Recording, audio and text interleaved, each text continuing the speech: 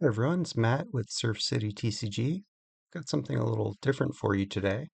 I'm going to be talking about Miss Bumbleflower. She is the one of the four new commanders from the Bloomborough expansion.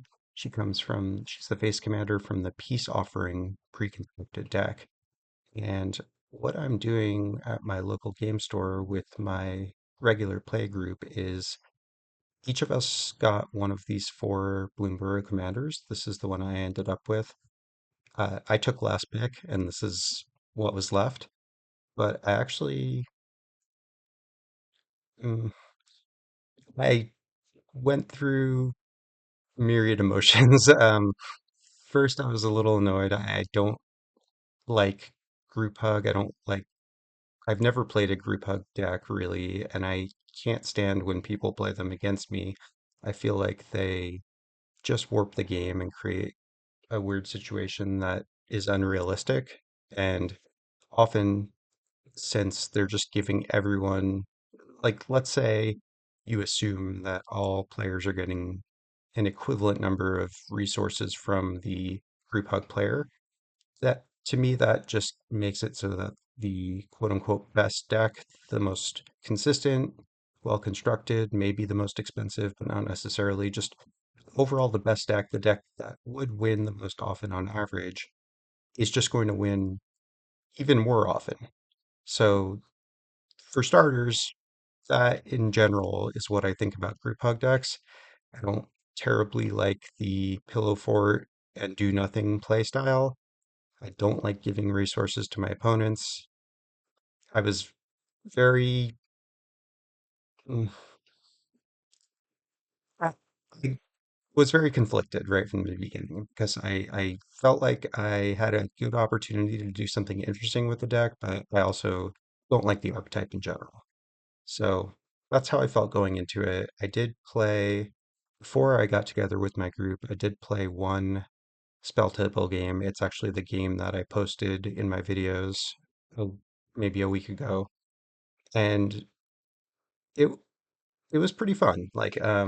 It was more fun than I expected. It was more active than I expected.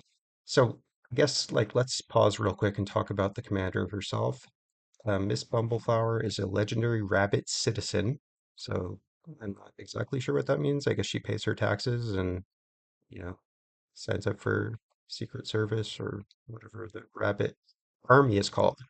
Um, but she is a soldier. She's sorry, not a soldier type, but a figurative soldier because she is a 1/5 vigilance. She does have a big fat bootay. But she also, whenever you cast a spell, puts a +1 counter on any creature you want, and that creature gets flying till end of turn. So those of you who are regular viewers of my videos know how much I love Mirko, Obsessive Theorist. He's a 1/3 flying vigilance, and man, is that combo fun. Flying and vigilance, it feels so good. Like you can attack every single turn, you pretty much always have a safe attack, and then you've got a big flying blocker like on others' turns. It's just such a strong combo. I feel like vigilance is a very underrated keyword and mechanic. I'm a huge fan of cards like Terrigen's Soul Cleaver. Actually, I'm going to talk about that in a bit. This card, I mean, it's already gone up in price quite a lot. This was a bulk rare before, and it's pushing $2 now. Um, this card, you know, it's so powerful because it triggers off of any creature or artifact hitting the graveyard, which happens all the time. You don't even need to play this in a synergy deck. Just one turn cycle with this in play, as long as you're not missing triggers, is going to put 4, 5, 6, 7, 10, 15, 20 counters on your thing. And all of a sudden it's like, what? The thing is 1 mana and it's only 2 to equip? Plus Vigilance is just, again, so strong. It's such a powerful mechanic that people don't give enough credit to, I think. So yeah, Bumbleflower's a 1/5. She's got vigilance, which I love. She can gain flying. It's a little bit tough to give her flying. But a lot of times, she's got phantom flying, right? So people won't even, people know that she is flying sometimes, or half the time or more. People, I don't know how many times I say this in my videos, but people don't pay any attention to what the hell's going on. They can barely even speak. Like I've lost my humanity, my faith in humanity from playing with people in spell table. But regardless, most people won't be aware that she's not flying. She doesn't have flying tacked onto her, and that there is some sort of like requirement to give her flying. So a lot of times, like you don't even need, people won't even ask you. You know, it's not like you have to lie. If they ask, you can tell them, and I always do. Like, hey, she can only get flying if I cast a spell and I'm tapped out. I'm always very honest with my opponents in terms of like what they should be worried about and you know what kind of attacks would be best for them or not. But if they don't ask and they just assume, well, that thing's flying and it's huge, like I'm not attacking him, then great. You know, it's kind of like when I play Shelob. Shelob does not have reach, even though she's a giant spider. Don't ask me why. But so many people just assume she has reach and will not attack into you. So the fact that it only gives flying till end of turn, not that big a deal. What it also lets you do is put counters on other people's creatures and give them flying. Surprise! The person thought they could get through with their fairy mastermind to some random player who had just Llanowar Elves in play. And all of a sudden, like, that Llanowar Elves is a 2/2 flying, and bye bye, fairy. So keep stuff like this in mind, little tricksy stuff that can gain you allies and surprise remove threats from opponents' boards. Anyway, I don't want to get sidetracked on really like diving deep into what she does because the purpose of this video is to talk about what we're doing with these decks.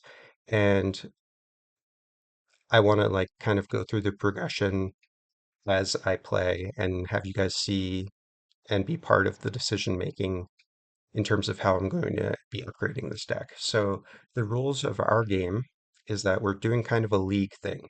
So we played one game with all four of the decks. Zinnia Valley's Voice deck won, but it was a close game. It was a long game. It took like 2 hours. And the one thing I took away from it about this deck is that it's it has a lot of potential options in terms of the direction.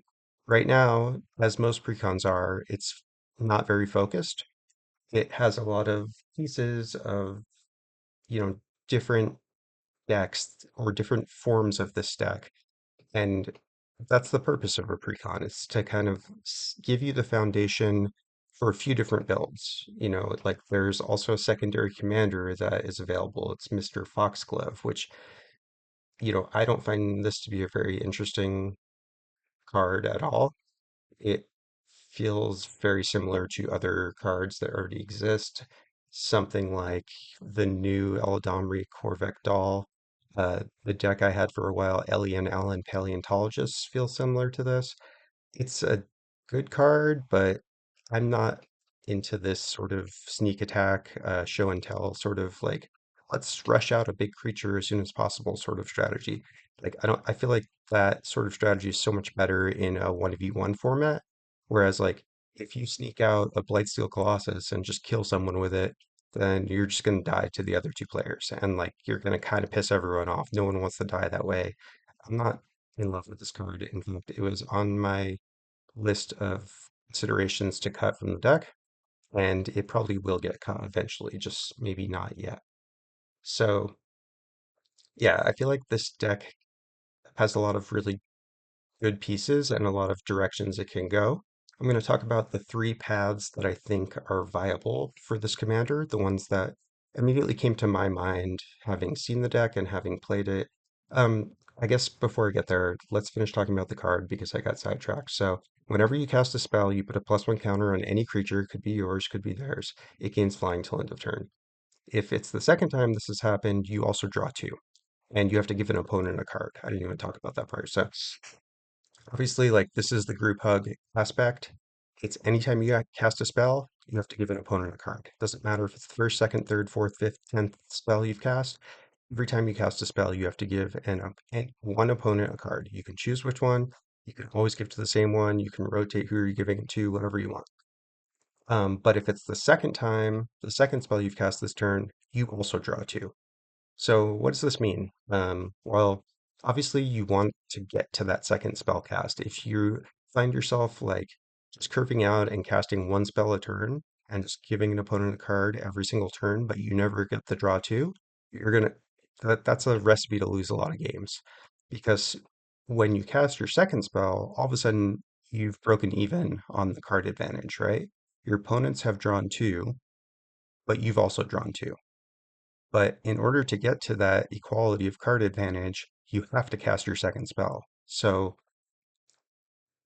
it's very important that you do that consistently. Extremely important. I would be reticent to play a spell if I couldn't play a second spell. Now, does that mean you should never do it? Of course not. Like almost absolutes never work. Lol. Um, anyway, I'm way too amused by silly puns. But the point is, like, you should be flexible and do what fits the situation. Like, don't get tunnel visioned on making sure, like, oh, Matt said, like, make sure you always cast two spells a turn. So, like, I can't possibly cast this one spell, even though it's like absolutely what we need in this situation. Like, don't do that either. Like, understand when you need to sacrifice value for tempo. That is a very, very tough concept for every player because, like, everybody grows up. Well, I mean, I don't know if everyone does, but like, a lot of people my age grew up, you know, with the mentality of like, you got to make every bit count. Like it's, if I was playing Final Fantasy 3 when I was a kid, I would never be using my potions or elixirs. Like those are going to stay in my inventory forever. Like, okay, it's the final boss fight. Maybe I'll use one.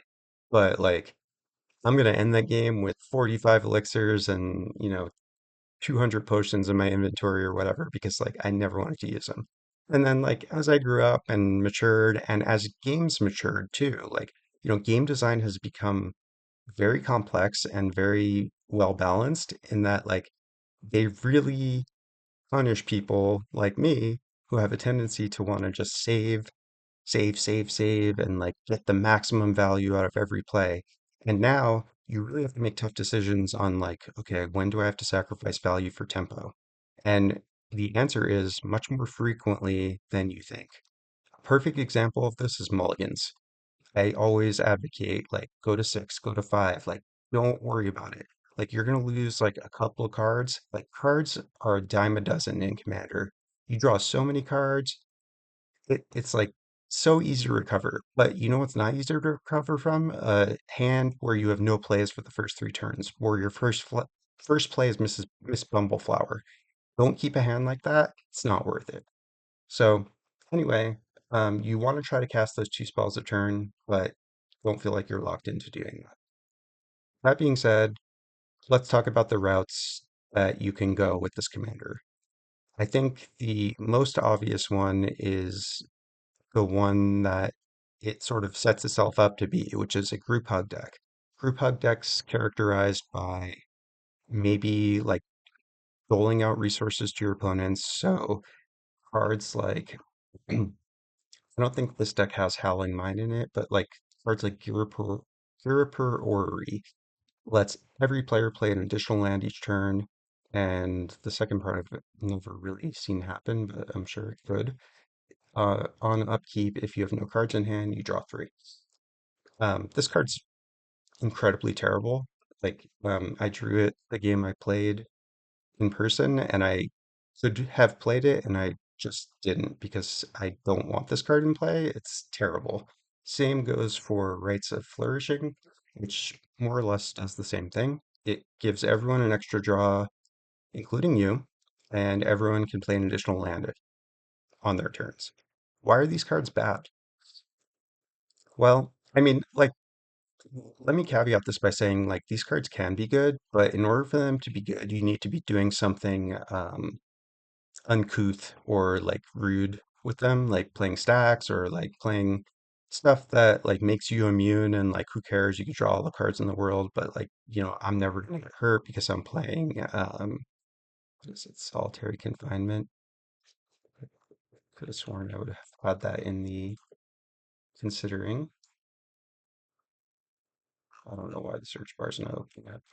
whatever. Anyway, like these cards, they're a trap. And if you're a new player, if you're new to Magic, or if you're new to games or game theory in general, please understand that like the cards seem good. But yeah, everyone wants to draw an extra card and play an extra land every turn. The problem is you're the last one that gets to do that. So that's only one of the problems. First of all, you're like paying mana for this effect and then no one else is, and you're spending a card. So even if it is never removed and you get the exact same value as everyone else does, which is possible, especially in a precon deck, you're still always going to be behind because this costs you one card and this cost you three mana. No one else had to pay those costs. So why would you play a card that costs you more and is a effect something that affects everyone equally? Like it just doesn't make sense.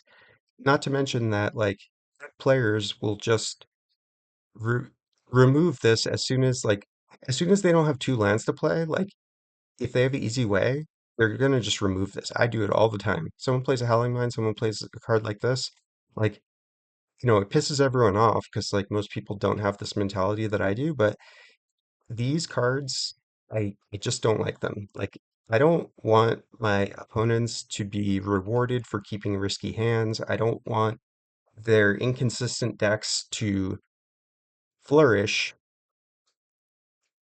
because someone else is helping them do so. So these are going to be the first cards I'm looking to cut from the deck. But regardless of that, I still think this is a viable option for the way to build the deck. I just would cut these cards anyway. Like if I was making this a group hug deck, I would just like I don't know. I don't really know how to build group hug. I don't feel like it makes sense. I feel like it's just a bad control deck because like why do you need to give everyone else resources? Like I don't really see that much of an advantage to doing that unless you're playing something like Mechazar or Xyrus where it's like them drawing cards directly helps you.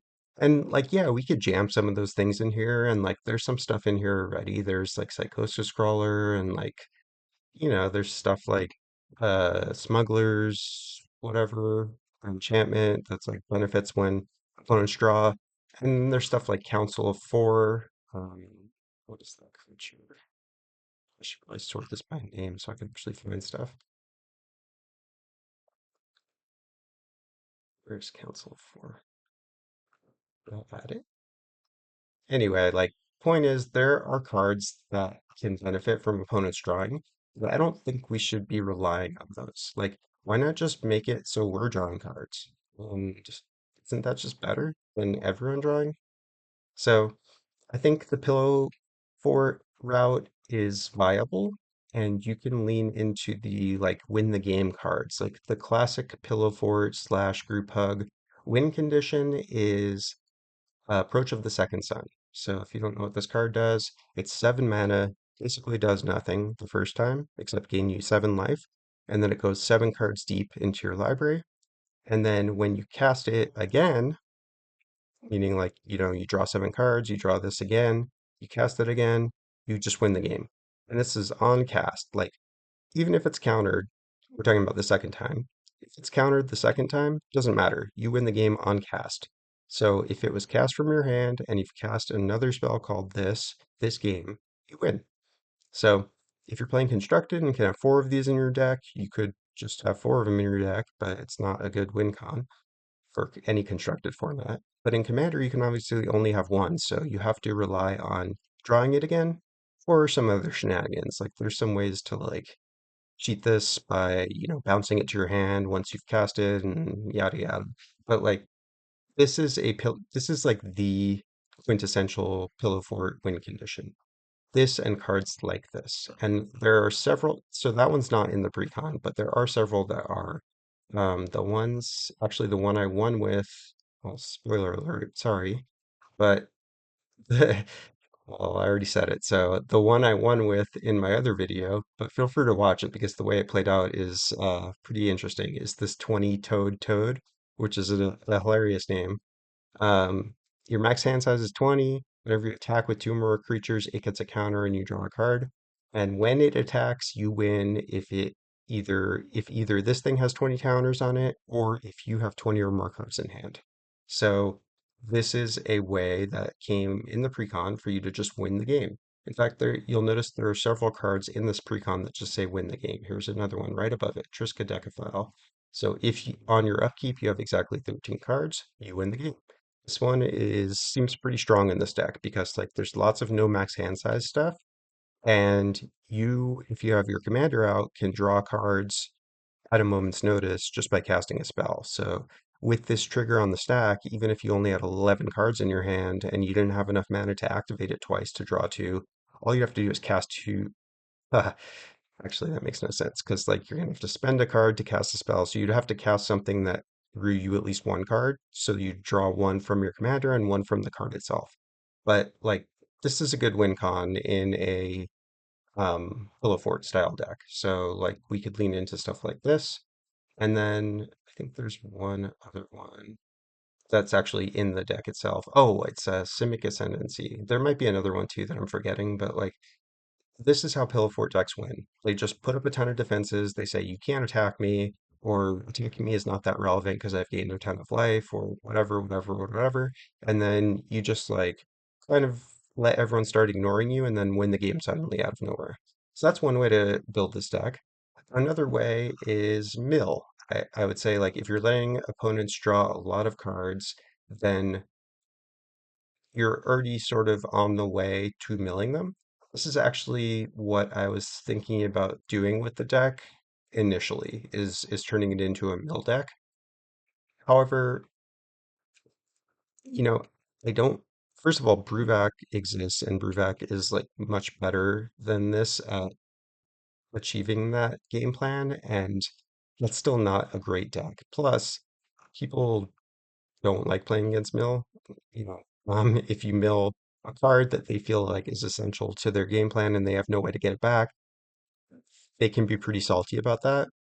Um, I would say to them, like, maybe you should have like built in some consistency into your deck or some ways to get back your like extremely important thing that you couldn't afford to lose. But like logic doesn't often work with people. So, you know, that being said, like this is a sort of game designed for my specific play group, so I care a little bit less about what they think, or rather, like I should say it differently. Like I think like they'll be more accepting of like a strategy like that. So, you know, if you decide you want to go the mill route, just keep in mind that players don't like that on average. And do you really want to be dealing with a bunch of hate and like grumbling every game? Like I already sort of have to deal with that because I'm a little bit assertive sometimes, and I don't want to lean into that and do a strategy that like makes it even more so. So the third route that I haven't talked about yet is kind of a Voltron strategy. When I say Voltron, what I mean is like we're going tall with one big threat. We're maybe going to have some equipment or some ways to protect it so you can just kind of win the game with damage or commander damage or whatever it may be. So this is actually what I decided to do with Bumbleflower. Having played a couple times, I really got the feeling like she could get pretty big pretty fast. Those counters stay on, right? She only gets flying till end of turn, but the +1 counters stay. And she's got flying, she's got vigilance. It's really easy to start knocking people down with some damage. So that being said, I spent a lot of time on the beginning of this video, but now I want to talk about what we're doing in our little league and the changes I'm thinking of making. And please, if you're watching this and you have some ideas or some suggestions or some things I've missed, please leave me a comment. I love and I really appreciate all the people who left me comments. I've learned a lot from what people have said, people have asked, people have like mentioned. And if you've got some thoughts, please don't keep them to yourself. I really want to hear them and I want to know what you're thinking. And if you haven't already, please join my Discord. I engage in active discussions with everyone on there. It's still pretty small right now, but we're growing. And I love to have live conversations with people and talk strategy. So I'll put the link in the description below, and please hop into my Discord if you want to. And also like and subscribe if you haven't. What have you been waiting for? I really appreciate it. And I I'm trying to grow this channel, so the more support I get and the more encouragement I get, the more fuel I have to keep making these videos. That being said, let me talk a little bit about what we're doing. So we're going to play these decks once a week, at least ideally, if we're all there. And we're going to be making a small set of upgrades every week. What we decided on was maximum of 10 cards and maximum of $10. And when I say dollars, what we're going to do is have the deck lists in Moxfield like this. I love Moxfield. I'm not sponsored. I'd love to be. Call me Moxfield. Maybe later. I don't think I'm big enough yet, but love Moxfield. I love all of the utility of it. I love the types and tags, and it's just the one I've been using. I'm not saying it's better than any other one. I haven't really honestly tried any of the other deck building websites. This is the one I started with, and it's been great for me, so I just have continued to use it. So what I've done first of all is if you go into this advanced section, actually like if we start from scratch, I just found the original. I'm gonna get a full screen here real quick. Oh, there's a dialog box open. That's why my control F wasn't working. So if you want to follow along with me or do this for yourself, if you go to the main section here, oh, they had at the bottom the like Bloomberg decks before, but they must have taken it away now that it's been a little while. So let's see if we can find this. Yeah, I don't want to spend forever looking for this in this video, but if you find the Wizards of the Coast like deck, or you can even just take mine and copy it. Like you can just go to more here, hit duplicate, and then you can rename it, and then all of a sudden it's your deck, and you can make whatever changes you want. So that's what I did. I just took the Wizards of the Coast list and I duplicated it, and then I started adding cards to this considering section. So all these 135 cards in considering are ones that I've decided are ones I potentially want to add, depending on if I can get them in based on the budget restrictions. So once you do that, you can go to advanced. You can add this extra data for price here. And you could sort by price later, but we're going to just leave it like this for now. So that's how I got these prices added. And these are pulling TCG low or TCG market, I think. Pretty sure that's what it is. And then you can go, so like these are not the versions that came with the deck necessarily.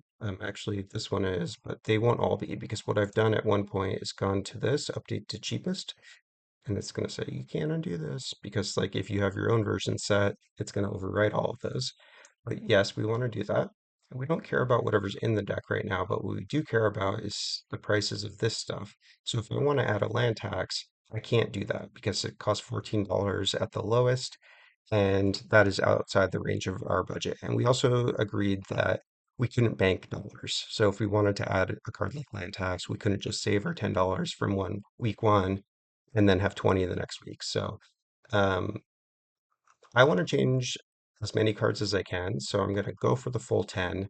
And then we also decided we would get one free land swap. So I could remove any land I want and I could add another land in its place as long as that land is a like standard fixing land. So no utility lands, no anything special, but any fetch land, any dual land. I ended up adding this breeding pool and removing, I think, one of the thriving lands. Yeah, the thriving isle. And then if I wanted to change other lands as part of my changes, I could, but then it would fall under the normal 10 cards and $10 rule. So I decided like as much as I hate all of these tap lands, like the temples and these thriving lands, and I really want to get those out, I decided that, like, for the purposes of this deck, which is a little bit slower and more controlly, I didn't mind as much, and I would prefer to have some meaningful changes to the main deck, which currently includes a lot of cards that I'm not a big fan of. So, what I did first was to look through all the cards am I considering, and I have way too many here, but it's just how I do. And I decided on these 10 that I was like most interested in adding, and the price actually went up. So I don't know what went up exactly, but I did screenshot it at the point where I made the changes initially, so I think that I should be okay. So let's talk about the 10 cards I'm looking to add, and then I'll tell you which cards I decided on for cuts. and then I'm going to play a game with the new deck. And I think I'll just do this every week. I'll play one game. I'll probably talk about the stuff I'm cutting, the stuff I'm adding. I will take your feedback and your comments and your suggestions if you have any. So please drop me a comment, like I said, and like tell me what you think might be a good ad or what you think is like bad in the deck and you should remove, or I want to hear what you guys have to say because it like as much as I put a lot of thought into this, sometimes I get tunnel visioned and I like get too stuck on a card that I like or whatever, and I really value and appreciate like other perspectives. So please let me know what you think. So I'm going to go through each of these since there's only 10 and talk about why I think it's a good ad, and then we're going to talk about what we're going to take out. So Duelist Heritage. So, you know, I really wanted to get Double Strike into the deck, and these colors, blue, white, and green, are not really the colors of Double Strike. You know, red is the color of Double Strike, white is the second, but like a distant second. That being said, like there are some options. The other main one I considered was Fire Shrieker, which is an equipment that gives Double Strike and equips for two. It costs 3 mana. So I think this is a good add as well. But I do think Duelist Heritage is much, much better. And let's talk about why. Um, so whenever it says it's an enchantment, so it's harder to remove than an artifact. That's just my opinion. I'm pretty sure that's true. I think there's more artifact hate running around than enchantment hate. A lot of it is redundant and can hit either. But this, at the same time, I think equipment is just more of a removal magnet. Like, I think Duelist Heritage is a much better card than Fire Shrieker. I think on average, if both were in play, more people would remove Fire Shrieker. That is just a hunch, but that's just what I think. And let me know if you disagree. Duelist Heritage says whenever one or more creatures attack, you may have target attacking creature gain double strike until end of turn. So why is this great? Well, first of all, it's in May. You don't have to do that. Second of all, it's like it's just like Fire Striker, right? You know, if I want my commander, Miss Bloomfeather, what the hell is her name? Miss Bumbleflower. If I want Miss Bumbleflower to have double strike, she's gonna have double strike.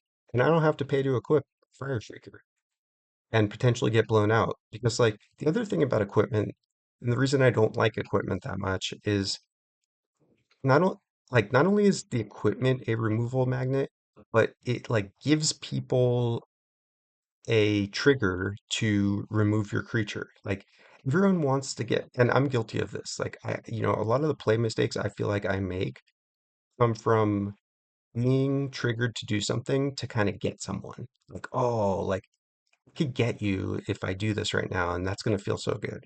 I'll give you an example. Like I just posted a Sahili Sun's Brilliance game last night, and I feel like I made a huge mistake. There was a turn where I cast Swan Song on someone's Windfall. He had one card in hand, I had six. My hand wasn't that great. And I was like, man, I could stop this guy from drawing 5 cards. And like also he was kind of pissing me off. So like, you know, I feel like I tricked myself into making this bad decision. And I feel like that kind of thing can happen a lot with equipment, you know. I pay 2 mana. I have an investment like being put into equipping this thing onto one of my creatures, and an opponent has a swords to plowshares, and like maybe there are a bunch of other juicy targets for swords, but like the fact that I'm equipping right now is them, their brains telling them like, get him, get him, get him, you know? So I don't like equipment for that reason because I feel like it creates these situations where people want to do something when they might not have otherwise done it. And it might not even be the right thing for them to do. So Duelist Heritage doesn't have that problem. The other great thing about this card is, as astute readers may have realized, you can use this on opponent's creatures. Now, are you going to want to use it on one that's coming at you? Probably not. I mean, there might be situations, like if you have an ink shield or something, but if an opponent is attacking another opponent and like you want to make an ally or want to eliminate an enemy, hey, this is a good way to do that. So this is a fun political card. You don't have to do it. I love that it's a May. You can't think of very many good reasons why this isn't strictly better than Fire Shrieker. Obviously, it's a specific color. so you can't play it in non-white decks. Aside from that, like this seems excellent. So unless you have like equipment synergy and like really want Fire Shrieker for that reason, I think this is a strict upgrade. I really like this card, and I think it's a way to close out some games really fast with a giant bull striking, vigilant, flying rabbit. And that's scary AF, in my opinion. Dusk Legion Duelist. Love this card. Uh, MVP in my Rocco Street Chef deck, MVP in any deck that can give +1 counters. This card is a silent killer. This is the kind of card that wins you games that people don't even realize, like how powerful it is. Vigilance also. I don't need to get back into why I love Vigilance, but man, is it good. And then anytime you put a +1 counter on this bro, you draw a card. Only once a turn. Fantastic card. Really encourages you to have like cheap instants in your deck or ways to give your stuff flash. But yeah, just a real nice role player in a +1 counters deck. And in a deck that like can give +1 counters so easily, like Miss Bumbleflower, this is an all-star. Frantic Search. So I wanted to add a bunch of cards like this. I love Snap.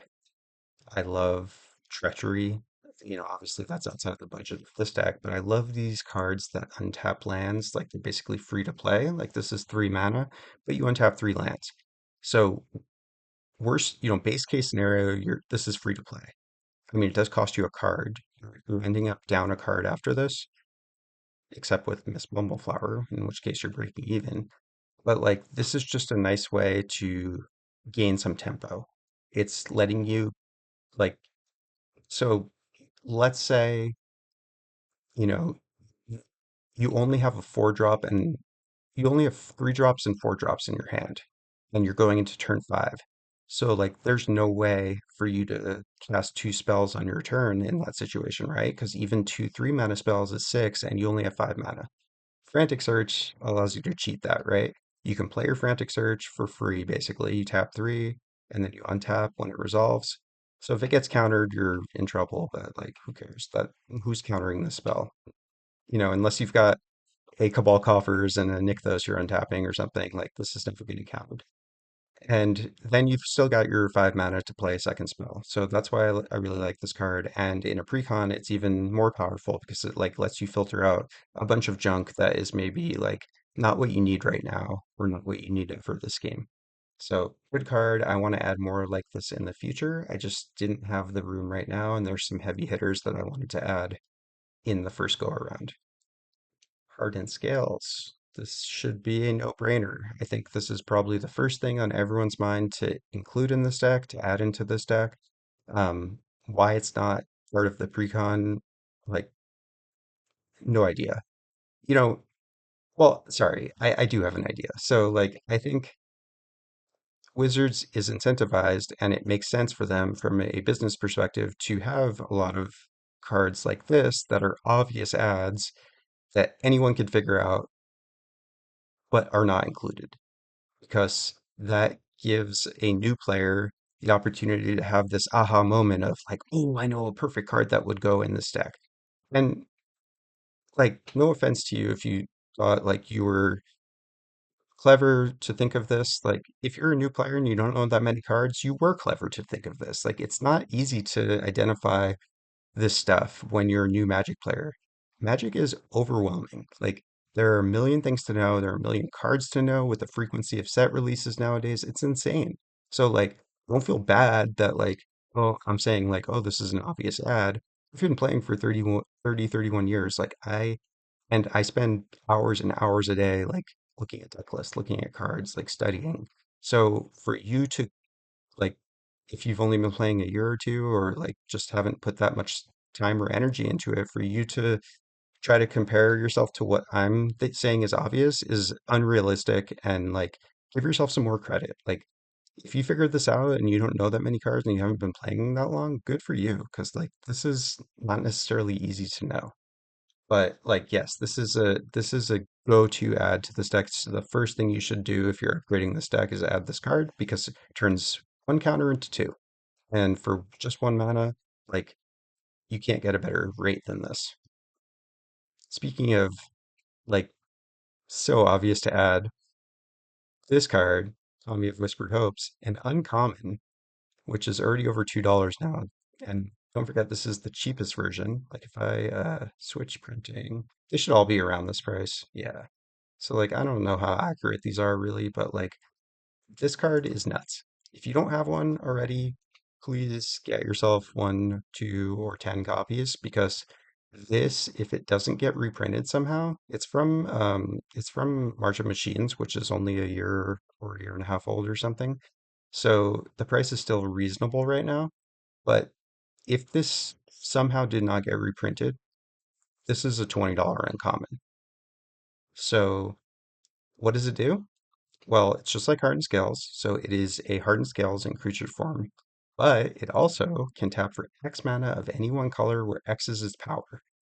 What does this mean for this deck? Well, as soon as so let's say I play this on turn three, play Miss Bumble Feather, don't know, I cannot remember her name. Bumble, Bumbleflower. Okay, so like Bumblebee plus Flower. Okay, I'll try to remember that. Anyway, if you play this on turn three, curve out this into Bumbleflower, then you're in business because like first of all, you have one mana you can use right away, right? Because assuming you hit your land drop. So you've got 3 land, you cast Kami. You've got 4 land now, you cast Bumbleflower, and then you've got 1 mana left over from the Kami. So if you could cast a 1 drop on that turn and put a 2+1 counters on Kami, then the following turn, it taps for 3 right away if you don't put any more counters on it. If you cast 2 spells and then tap it, then it makes 7 mana. You can see how this gets out of control very, very quickly. If you've got this card in play, do everything you can to protect it. Your opponents, if you're an opponent and you're against this card, ever kill it. Kill. This is one of the most kill on sight creatures in the game. Second only to Miriam Sentinel Worm, which I freaking hate. Um, Kami of Whispered Hopes, kill this card on sight every time, and they're gonna bitch about it. Tell them to shove it because this card will win or lose you games like no other. Kutzol, this was the 10th card I added, and I'm still on the fence. So uh, today is Saturday, I think, at the time of this recording, and um, we play on Wednesdays. So I still have 4 days. I might end up changing this, but I'm also traveling this coming week, so I don't know if I'm going to make it for this week's game. I hope I can, but the reason I'm mentioning all this is I may end up changing this. I do like the card. I just don't know if it's the most important thing to add in the first set. I love these sort of effects that like lock your opponents out. So Grand Abolisher, Kutzil, Dragon Lord Jamoka, I think does it, and like Dose in the Falling Leaf is mono green, but that's kind of an expensive card. But that's the main reason we want this card. But the reason I'm considering adding it in my first ads is because, well, first of all, it's fairly inexpensive. You can see it's 46 cents. And I feel like it's really good value for that because, like, that second part is sometimes hard to trigger, but in this deck, it's trivially easy, right? Because, like, any creature with a +1 counter on it all of a sudden has greater power than its base power. So that means anytime it does damage, you draw a card. So if you've got 2 creatures on the board, you're pretty much like guaranteed to draw 2 cards every turn. This is almost like a Biden of Thassa or a Kindred Discovery. Like, and the fact that like it locks opponents from playing spells on your turn makes it so strong. This lets you alpha strike someone for the win and like not have to worry about repercussions. Of course, they can activate abilities and they can like channel Boseiju or Otawara from hand, but with precons, you don't have to worry about that sort of thing really. And this is just, you're going to find that this is a really strong and powerful effect. And one thing I want to like make sure everyone remembers when you're playing a card like this is you won't always see the impact of it. Um, if you're an opponent playing against this card and you're locked out of playing something, you might be like cursing up a storm in your head, like, oh, I wish I could play something, but you might not be saying anything at all. So if that is happening and I don't know about it, Is this card doing something? If a tree falls in the woods, does it make a noise? It does, but you won't always know about it. So trust that when you play a card like this, or something that gives protection or hexproof or whatever, that oftentimes, very often, it's doing a lot more than you realize. So that is an important thing to remember with a card like this, especially when you go to consider like cards you might cut. Give these cards a little bit more credit because it's not always super apparent how good they are. And do yourself a favor and just ask your opponents after games if you remember. Like, hey, I had that Kutzel out. Like, was that blocking you guys at all? Like, was it effective? Because like I couldn't tell. Like, no one seemed to want to be playing anything on my turn, but were you? Like, did it ever mess you up? Because collecting data like that can be really valuable when it comes time to decide what to add or remove from a deck. Nadu Winged Wisdom. I have yet to play with this card or against it. I know it's the boogeyman of modern, but it's great in this deck. Really great. And not just because it's a broken card. I think what we will be doing with it in this deck is quite fair, which is just targeting it once or twice a turn with Bumbleflower with +1 counters.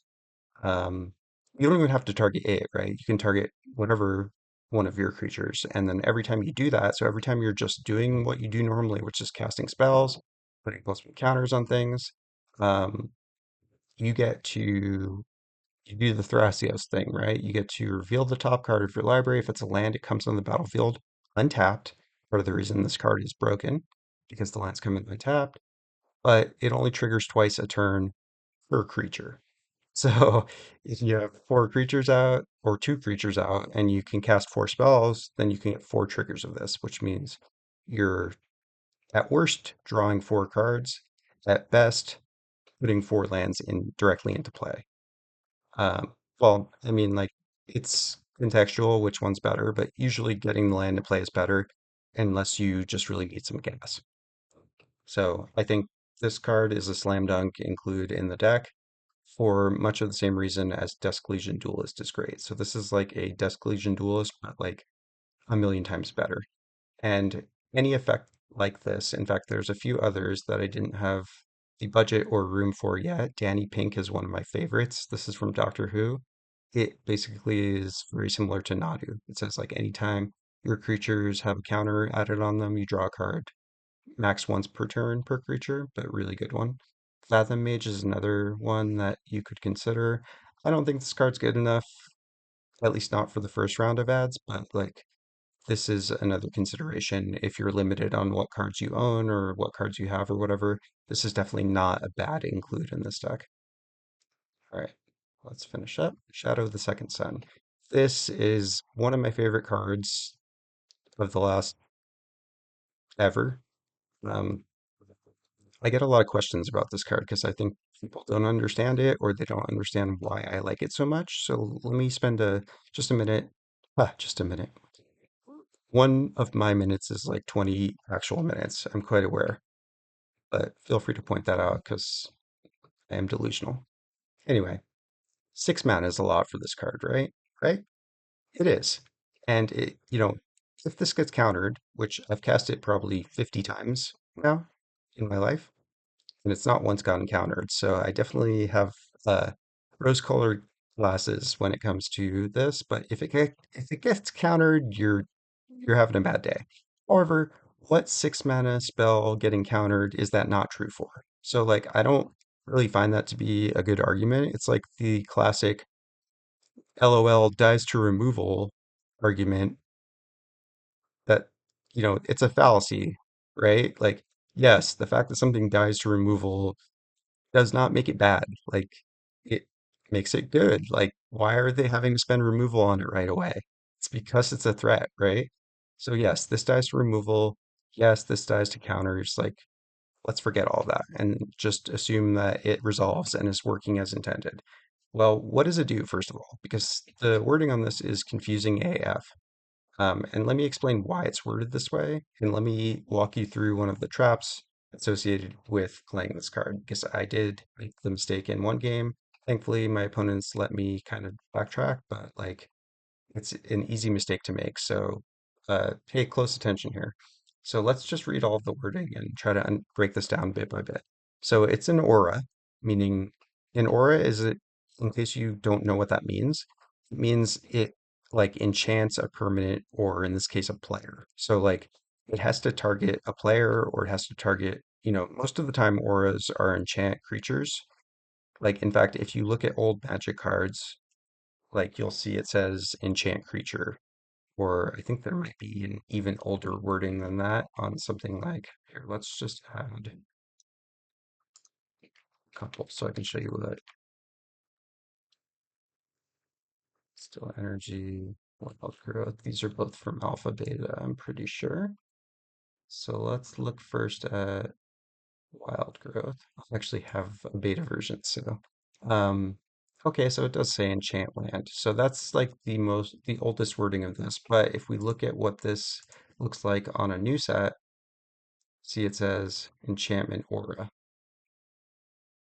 So an aura just means it's enchanting something. And then now it says enchant land in the actual like rules text box.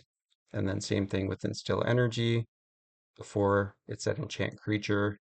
Now it says enchantment aura and enchant creatures down there in the text box. So Shadow of the Second Sun is an enchant player. So a lot of times when you play this, people will be like, who are you enchanting? And you're like, you must not understand what this card does, or you're being facetious. So obviously you're gonna target yourself with it.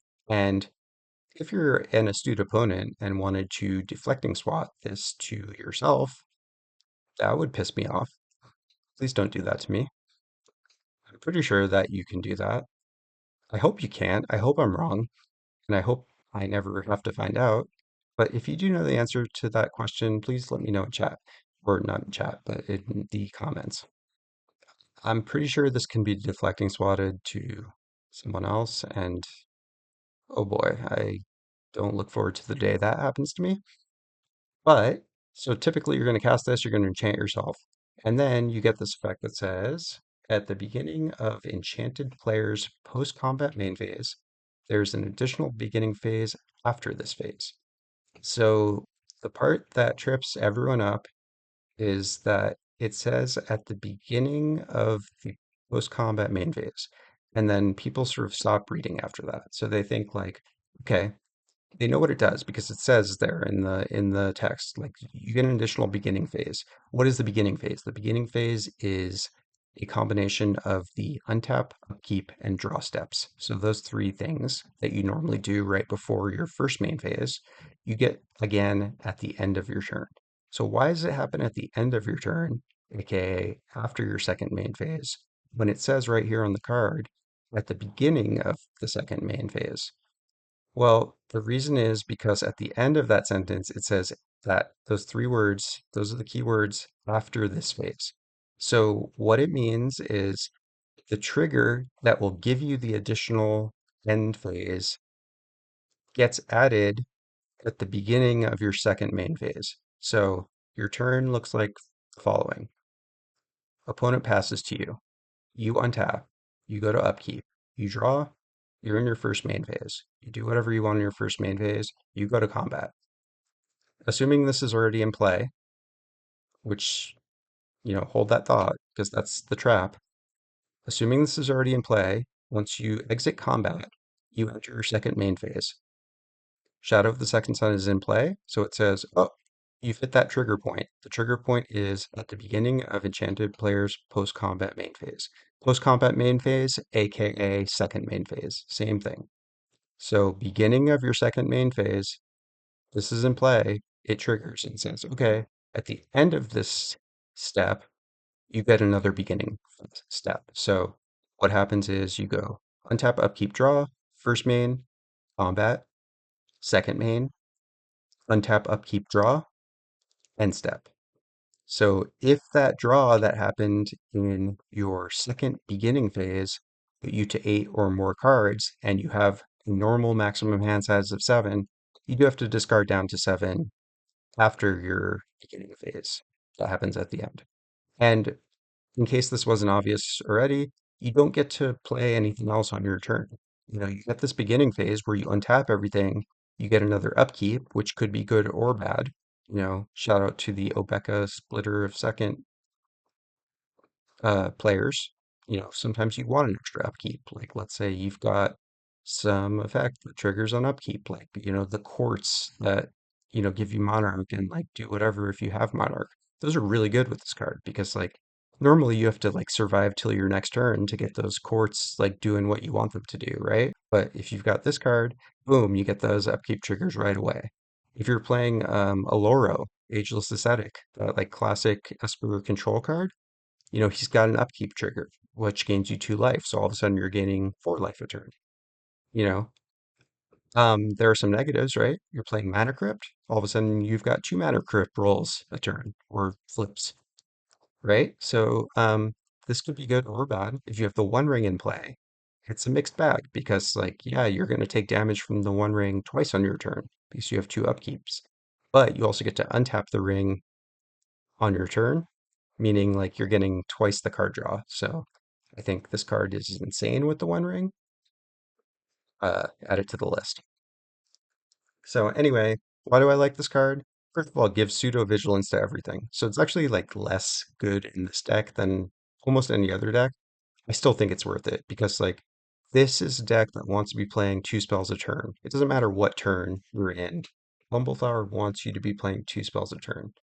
So if you're able to hold up some instants, cast whatever you want on your turn, then just untap everything. Like, with this card out, you want to spend all your. This is a control player's dream. This is why I love this card so much. I'm a control player at heart, in case you didn't know. Like, I try to branch out from that, but like that is my like house. I love playing control decks. That's like what I've played my whole life. Um, this card is like the dream because you can just play whatever you want on your turn, knowing that you're just going to untap all your land, have all that mana open heading into opponent's turns. This card's a nightmare to play against. I would assume literally no one has ever played this card against me. I've only played it against them, and I've only ever like it feels like completely won the game because of it. It's like, okay, I get it feels like Seedborn Muse, except sometimes even better because, like, you get to draw an extra card every turn. It refunds itself immediately, right? Like, yeah, you got to spend 6 mana to cast this, but like you untap all your lands. So as long as you have a way to spend your mana on other people's turns, and that is the crux of this card. So if you're a like newer player that has a less of a like large selection of cards available to them, this is not as good of a card for you. The better your deck and the better your collection and the more ways you have to utilize your mana on other people's turns, the more powerful this card is. So I'll leave it at that. I love this card. You're never going to talk me out of playing it. Try. I'm open to being swayed, but I find this card to be incredible, and it wins me so many games. People are always awed by the power of this. So give it a chance if you haven't. Let me remove these before I forget. You're out. I do love Instill Energy, one of my favorites. All right, 2 more. Single combat. So I felt like this deck wanted a little bit more control, more board wipes. This is a great one, especially in a Voltron deck. Um, you get you and every player get to pick one creature, all the rest get destroyed. It's very much like Promise of Loyalty, which is already in the deck.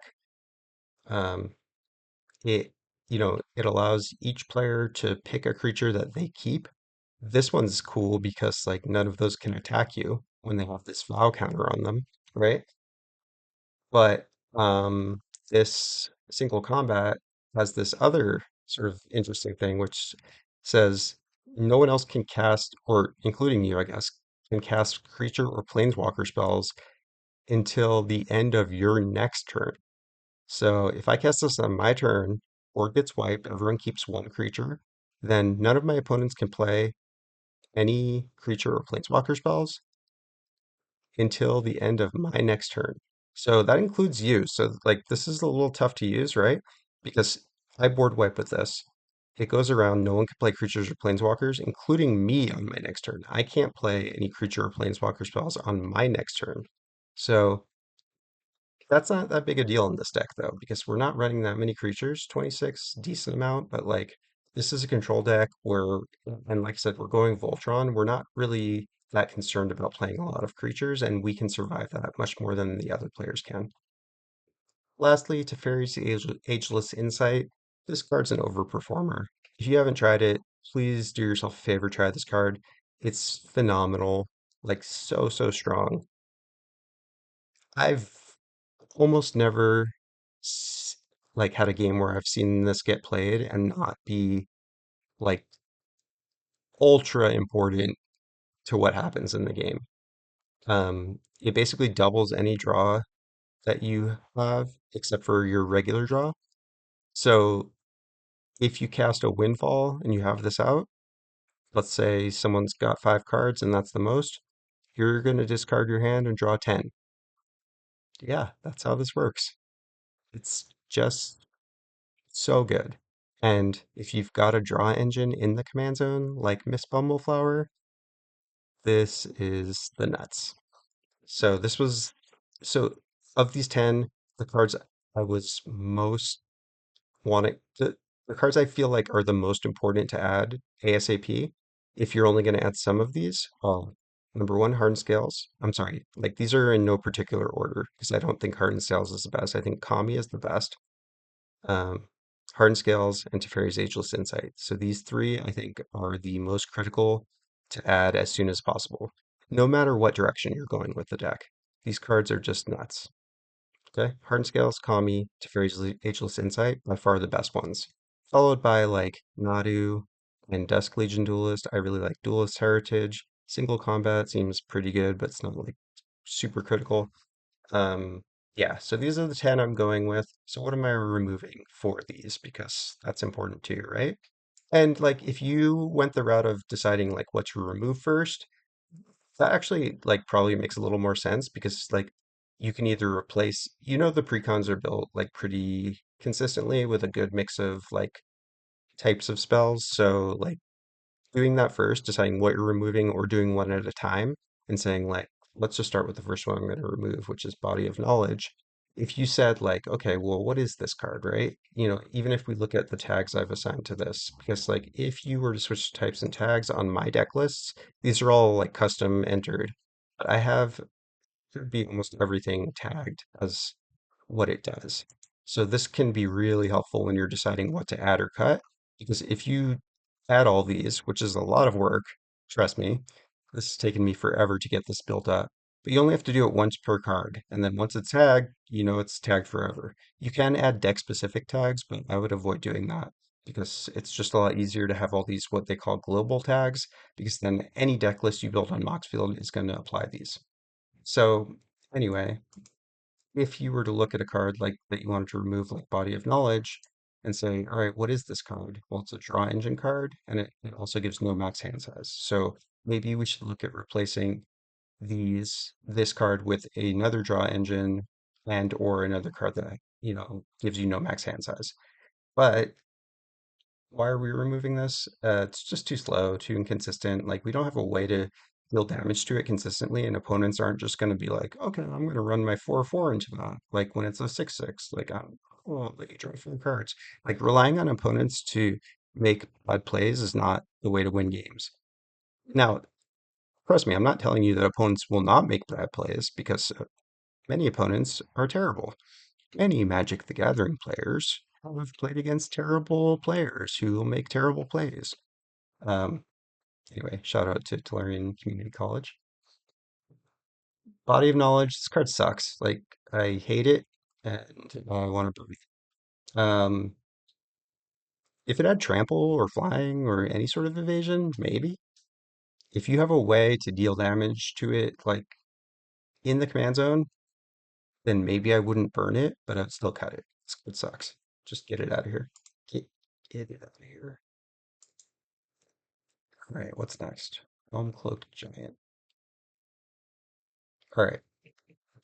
I don't know what the hell this card is. Like, obviously, like, consider not cutting it just because it is a 5 mana board wipe. So, like, yeah, you can cast it as a 7/7 afterwards, but like, doesn't it make more sense that you would cast the 7/7 Vigilance Giant and then be able to cast the sorcery? I don't get this card. Like, it just hurts me.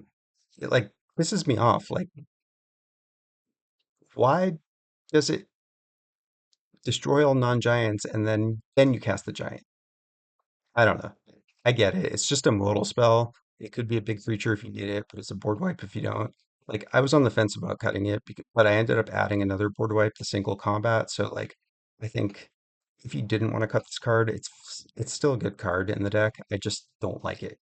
So that's my logic. Get out of here. Huh. Here for Orrery. Talked about this card earlier. Freaking hate this card. Uh, this card blows. The Dalkin Orrery. It's much smarter and better brother. That card I love. Shout out to Josh Lee Kwai. But Gear Priority, this might be the worst card of all time. I exaggerate, but I do hate this card. So let's get it the fudge out of here. Illusionist Gambit. I was on the fence about cutting this. This is a fun card, and it does some wacky stuff. Um, I think like this is a card that you can really utilize very powerful ways if you're a good player. So if you like this card, if you don't have like stuff you're like dying to add, I would keep this card. I might change my mind and end up not cutting it. I think it's just a little too situational, and for 4 mana, it's like, if I had a lot of ways to have give my stuff flash, I think this card is better. And if that confuses you, let me just kind of explain, because you might be saying like, well, this is an instant. Why would I need stuff to have flash for this to be good? The reason is like this is a very situational card, right? So like, what do? You've got like a 4 drop, like the Girapur or Orrery in your hand that you want to play on your turn because you're a bad player and you just want to get that card in play. Just go with me on this. Or let's take a better scenario where you have a 4 drop that actually doesn't suck. So you got a 4 drop you want to play on your turn, but like you also like feel like the Illusionist Gambit's going to be really good heading into the next like opponent's turns. What do? Right? You have to either play your permanent on your turn because you don't have flash, or you have to hold up the mana for the Gambit. And then if it turns out things don't go the way you expect, which happens all the time, right? Like, oh, I thought this person was going to full swing at me, but they just decided not to attack at all. Like, what are they thinking? You don't know what's in their hand. They might just be totally out of it and may be making the wrong play, but people don't always or often don't do what you would expect them to do. And that can really mess you up when you're trying to rely on this to do something powerful. That being said, like if you have a lot of ways to give yourself flash, then you could always play something else instead, right? If you have flash. So that's the point. Um, you could also do some neat stuff with this, like, if you attack, like if you attack and things don't go the way you wanted them to, like let's say someone blocks and then they spend a combat trick and like it messes you up. You can like remove your stuff from combat, like kind of maze of all of your own things, and then you still get another combat phase. So that's interesting. You can't attack the same player or planeswalker you already did, but like you can use this as a second combat spell. So you can also do this after you've dealt damage. So the way combat works, and look up a card like Reconnaissance if you don't quite understand what I mean by this, but like Reconnaissance, just look it up if you're interested. I don't want to spend that much more time going over this, but like the point is you can cast this at the end of combat after you've already dealt damage. So opponent could say, all right, I'll take damage from Miss Bumbleflower and combat's over, right? You're like, oh, not quite. While we're still in combat, oh, dang, I misread this. You can only cast it during the declare blocker step on an opponent's turn. Wow, I misread this in 2 ways. My apologies. So you can't do any of that I just said, because not only can you only cast this on an opponent's turn, but you can only cast it in the declare blocker step. So for two reasons, I was wrong on that. So I'm just going to shut up now. That being said, this card still does have some tricks associated with it. You can do some fun stuff. And I think it's a fun card, but like it's too inconsistent for my liking. So I'm going to remove it for that reason. Try to speed this up because I also want to get to a game here. Jolly Gerbils. I love this card and I think it's super cute, but there's only like four ways to gift a card in this deck, and I'm not really like going to be looking to add a ton more, so it's just good for that reason. It's just not really consistent enough to be in here. Queen. Also really like this card, and it's a rabbit. So if you didn't want to cut this because this is a rabbit deck and like it also sort of like just works with what the deck wants to do, I would get it. But I don't want to be giving everyone more resources on top of what Miss Bumbleflower is already requiring you to do. So I'm cutting it for that reason because like these symmetrical cards like this, unless you've got Teferi's Ageless Insight in play where you're drawing double what they're drawing, and you're not always going to have that. This is just a symmetrical effect that, like I talked about earlier, it affects everyone equally, sure, but you had to cast this card. You had to spend the mana for it. You had to spend a card for it. So is it symmetrical? You're already behind and will always be. So I don't like it for that reason. You're out, Queen. Fun commander, though, I think. It's very pillow forty, but you know, if that's your thing. Rites of Flourishing, just like Orrery. This card's awful. You know, your opponents are going to get more benefit out of it than you are most of the time. And if they remove it before you untap, you're just so sad face. Secret Rendezvous. Are you sensing a theme of what I'm removing? You know, need I explain this again? You and target opponent each draw three cards. Yeah, you can give this to the opponent who you want to woo. So I like the political nature of this card, and I feel like this is the closest one to not cutting of all the ones I'm cutting. Still, you're down a card by casting this, so even though you're both drawing three, you're really only netting two cards while they're getting three. So is that worth it for three mana? I don't think so. On the same note, Tempt with Bunnies, this is almost certainly going to get cut in the next round, but this is the same kind of thing. Don't care for this card at all. Tempt with Discovery, I do quite like. However, when you don't have busted lands to find with it, I'm not as big of a fan. That being said, we're not cutting it. Sphinx of Enlightenment. Same sort of thing. Like this one's got built-in card advantage, so it's pretty good for that reason. But 6 mana for a 5/5 flying, we just don't need that. We have a commander who becomes a like 5/9 flying very quickly. So I don't really need to pay 6 mana for this effect. Like, okay, yeah, you get to draw three, but opponent draws one, and then like, have you seen the card like there's a card that's from Warhammer that's like almost exactly like this, except it's like just you draw three. I think it's called Lord of Change. You like, yeah, yeah. Like look at this card. Oh, it's 7 mana. All right, but it's got Ward three. You draw three. Opponent draws none. Tell me why Sphinx of Enlightenment is better than this, aside from that it's one less mana, which is a big deal. But still, I would play this Lord of Change over Sphinx of Enlightenment all day. But you know what else I would do? Is play neither, which is what we're gonna do. Last one. So yep, we're at 91, so there's only one left. It's going to be Tenuous Truce. I like this card. I think it's fun. It's cute. Like you pick an opponent and you like create a truce with them. So if you attack each other or each other's planeswalkers, the truce breaks. So either of you could break the truce at any time just by attacking. But if you don't break it, then on their end step, you both draw a card. So if let's say the player to my left, their name is Adam, and I target Adam with this. If I don't attack Adam and Adam does not attack me, this remains in play. And then on Adam's end step, him and I each draw a card every single turn. So nice little draw engine. I just don't think it's good enough for the same reasons I've said over and over and over. Not a fan of symmetrical draw effects. Let's get this out of here. And then we're going to add these 10. So that is pretty much it. I'm going to play a game now, test out these changes. I may end up tweaking this a little bit, but maybe not. Let me know your thoughts on this video format. Did you like it? Do you want to see more in this series? I don't really care if you do, because I'm going to be posting them regardless, but I do care. I want to know what you think, and I'm just kidding around.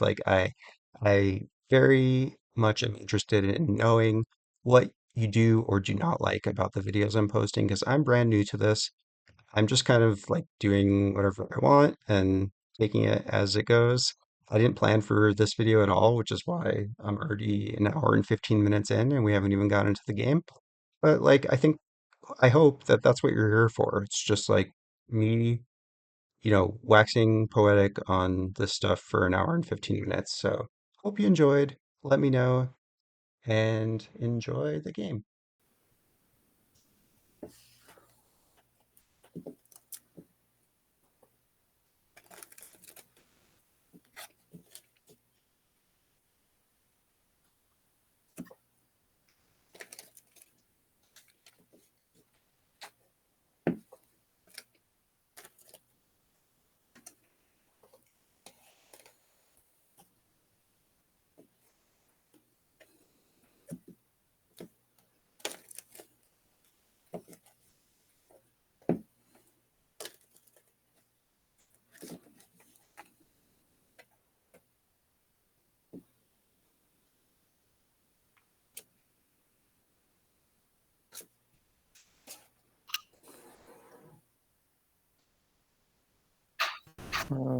I'd like to keep it. No.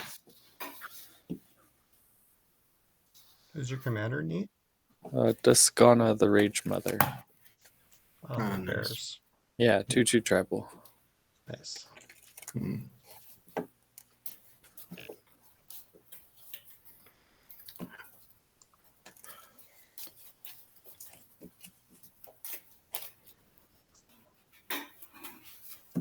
It's pretty budget.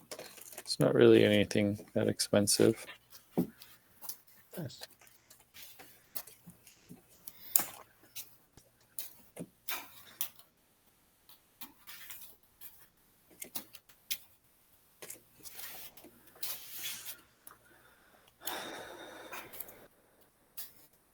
One land? Again? Man. Hi, Aaron. Welcome.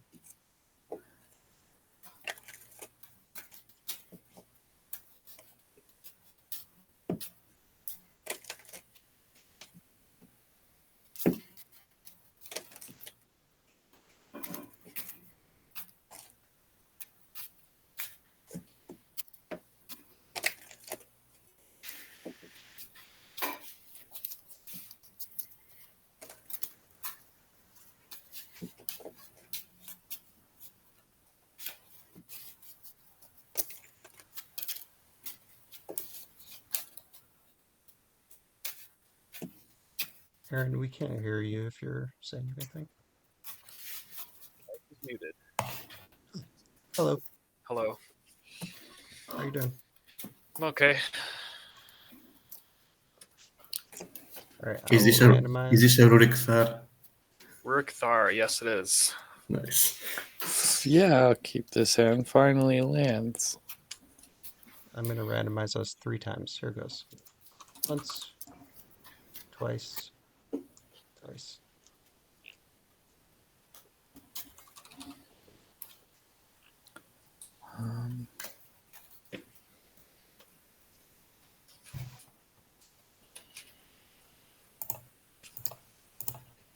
I'll put that one down on the bottom.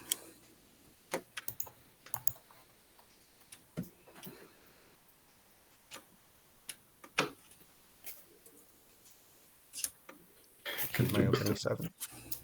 I can do better than that. Only one card. I will keep this hand.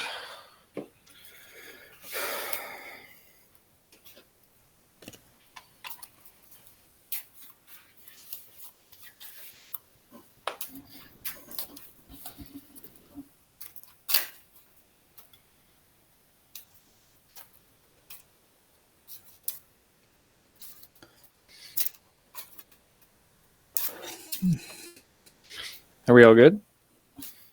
I'm not. I will. Okay. I will mull again. Yeah, take your time.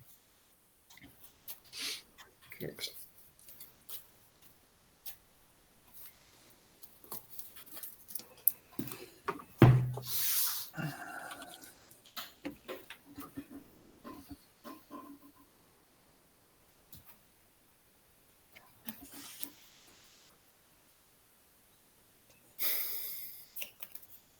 Yeah.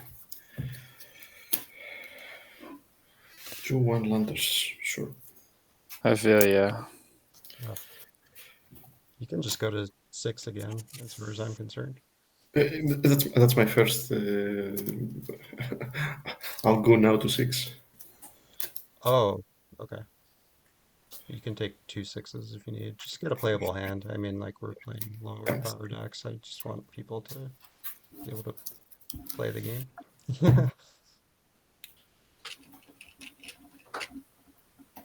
Yep, let's keep Plus, on. plus, I'll be giving you cards anyway, so don't worry about mulligans.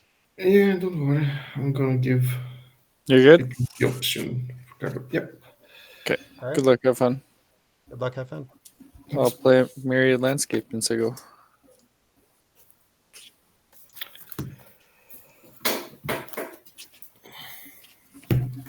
I'll draw a card. I will play a Brassland with 1 mana. I will play a Veteran Explorer, and I will pass turn.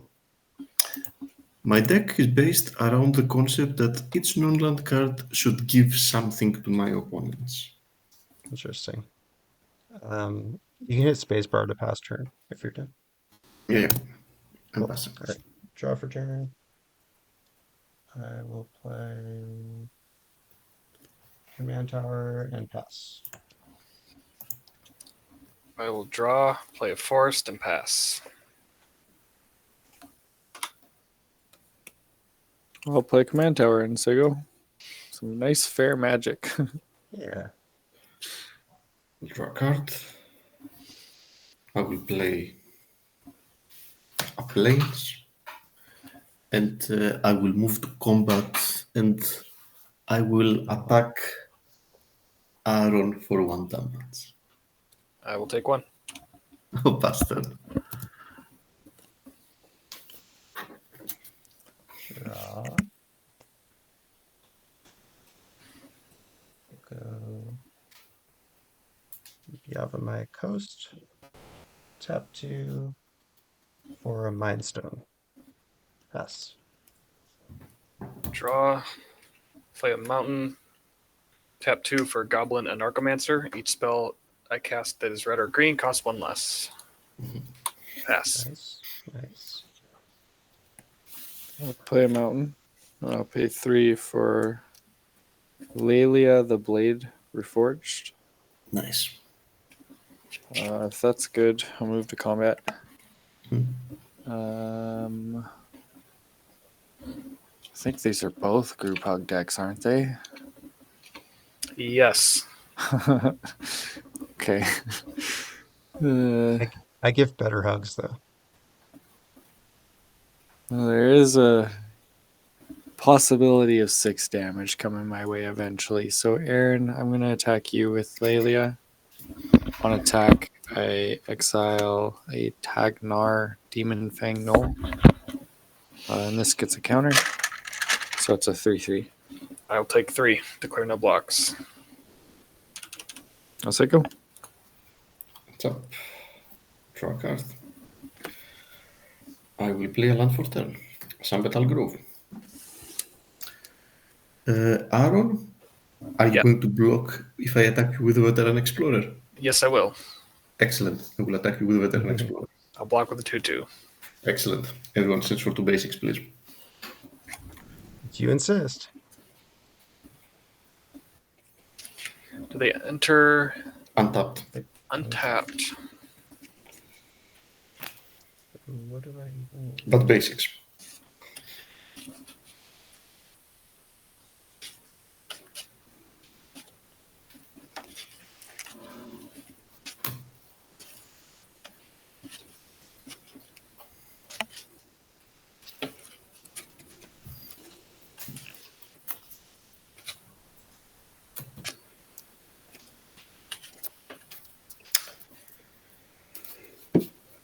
Okay, now don't shuffle too much, because with 2 mana and 1 mana 3, I will play an Avatar of Growth. It's a 4/4 trample that costs 1 less for each opponent they have. Each player searches for their library for 2 basic lands and put them untapped. So Two? yeah, Two? Okay. Wow. Sorry. It's going to be over fast. Yeah, you- short game. Did you say 2? yeah, another 2. Okay. Who said that will give Jesus. better hacks than me? I don't know. And, and I Who keep could this remember? question. Who could remember what all was said? You're attacking me? Then, with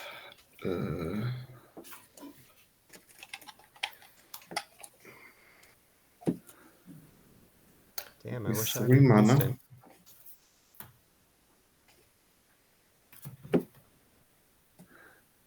I will play my commander, Gluntch the Bestower.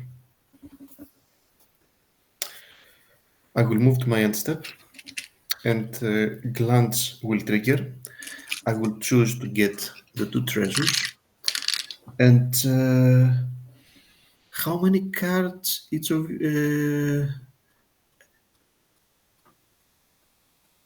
six, 5. I'll give you a card from Bumbleflower if you give me a card now. I was thinking about giving you the option to put 2+1/+1 on a creature of your choice, but sure, have your card. Hey, yeah. I will give Aaron. This is what you get for, apart of the 2 basics, for blocking Veteran Explorer. Put 2+1/+1 counters on a creature of your choice that you control. Oh, damn. Pass turn. 5 untapped mana that I can't even use. So sad. Untap. Keep draw.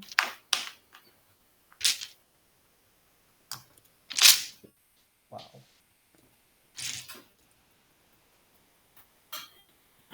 Alright.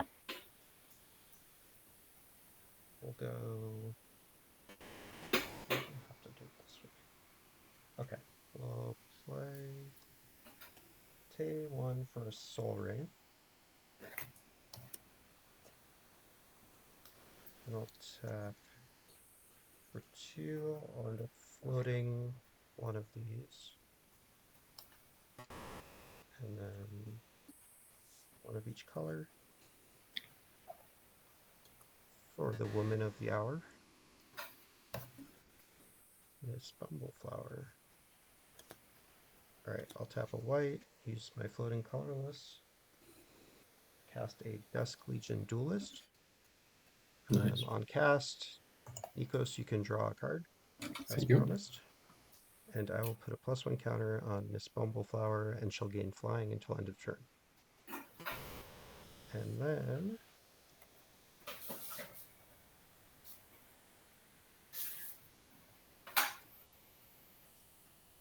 I'll play this Overflowing Basin as my land for turn.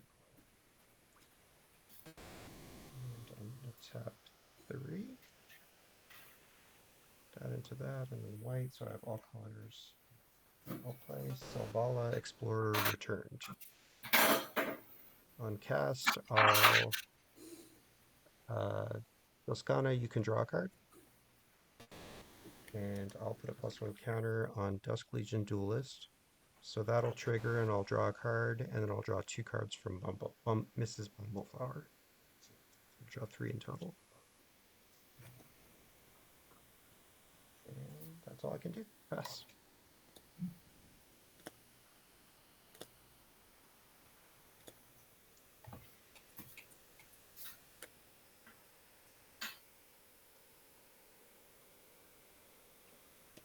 I will.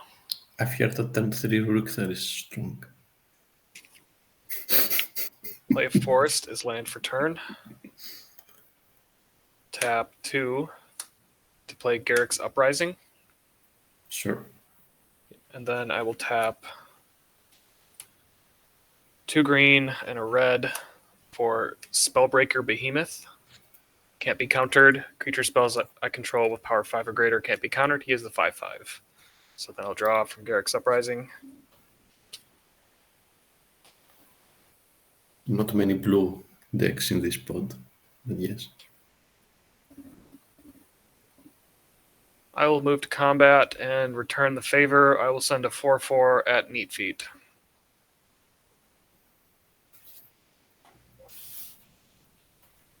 And then I will. What's so neat about your feet, anyway? Parkour, skateboarding, dancing, Nice. all that kind of stuff. Yeah. I'm going to pass the turn there. It's also my DJ name. So, Interesting. yeah. I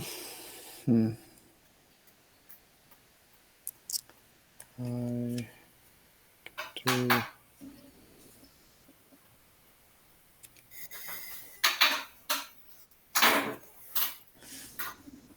You know what?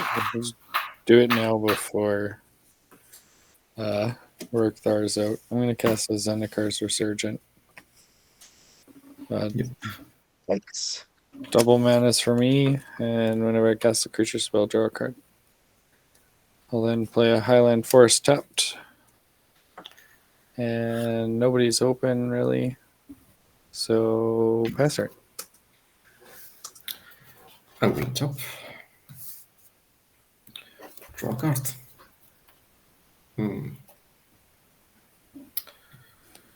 Okay, with 1, 2, and 3, I will play a Generous Patron.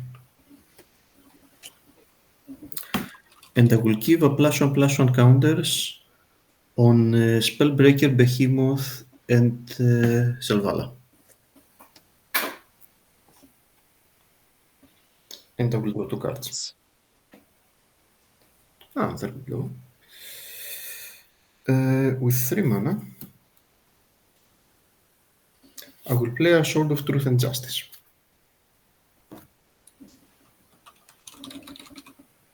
With 1 mana and 1. I will equip,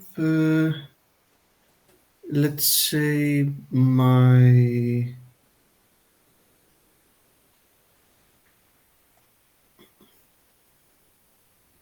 Gluntch with the Sword of Truth and Justice. And I will move to combat. And I will attack with my Gluntch. And I will attack...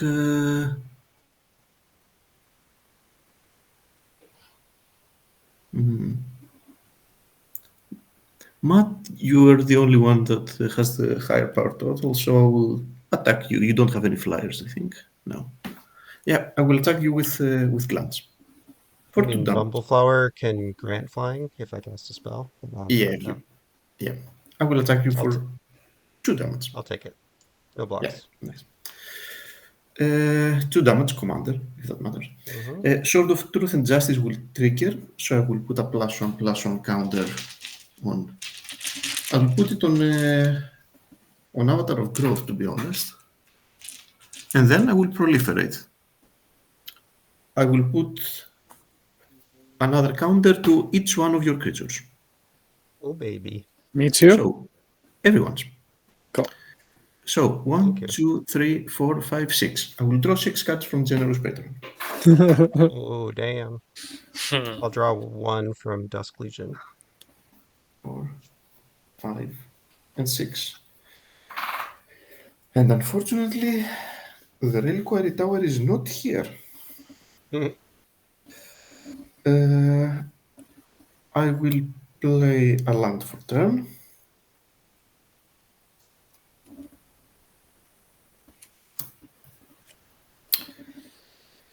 And then I will move to my... Oh, sorry. This one is doubled as well. And then I will move to my end step. Gluntch will trigger. I will choose to get 2 treasures. Then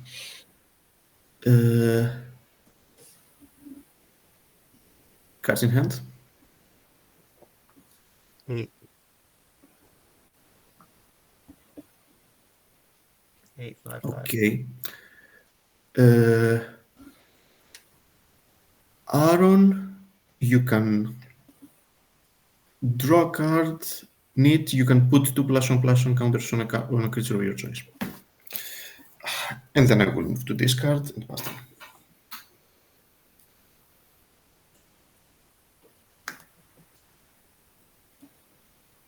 Tap, upkeep, draw. Discard. Seed of Innocence. All right, let's start off with a. Are you done discarding? No. I will discard one more card and I will be fine. Okay. Now we're gonna parlay. So everyone's gonna flip your top card. If it's I just need to know if it's land or non-land. Non-land. Non-land. Non-land. Okay, and I got a land. So everyone draws those cards. And then for each non-land, I gain 1 life, so I'll gain 3, and I'll make 1 green mana, so I'll get 3 green. Okay.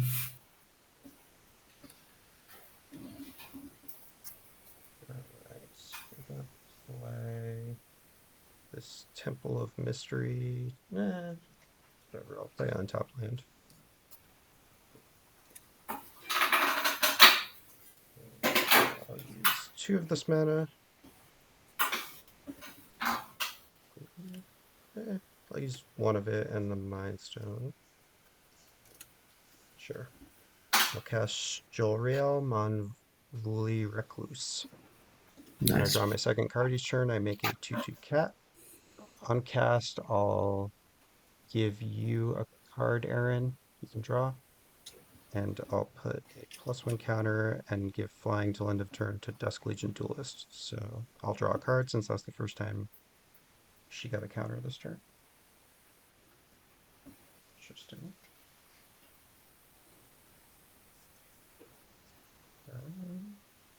2 green floating. I'll use 1 of it plus a blue.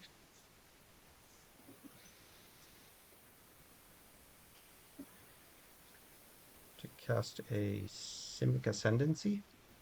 Uh-oh. Yeah. It's fine, don't worry. So Neat Feet, you can draw a card.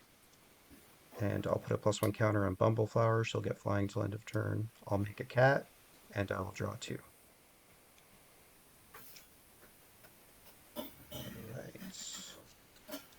I'll use my last green.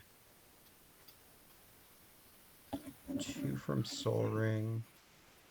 Actually, sorry, I should have done this differently. Yeah, green +2 from Soul Ring for Kami of Whispered Hopes. I'll give the counter to Bumbleflower, and then I'll let you draw Nikos. Thank you.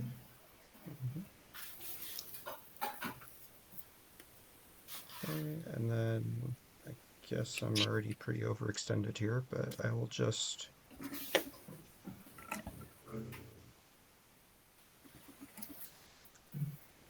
tap like this, I think. 1, 2, 3, 4. For a. This is on cast, right? Yeah, so that didn't give an extra counter yet. Fisher's Talent. Aaron, you can draw. Then I'll put 2 counters on the Kami. And Simic will get 2. Alright. And then I will move to combat. And I'm going to send Bumbleflower at you, Nikos, for 5 commander. And I'll send a 5/5 flying vigilance at you, Neat Feet. I will take it. Alright. 8 cards in hand.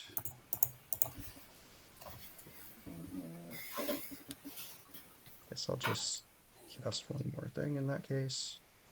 2 for Thought Vessel. And 8 feet, you can draw a card. And I'll put 2 more counters on the common. All right, that's all. That's true.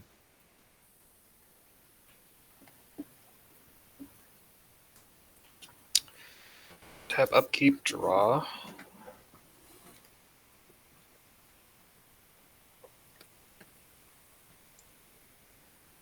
I will play a mountain. Land for turn.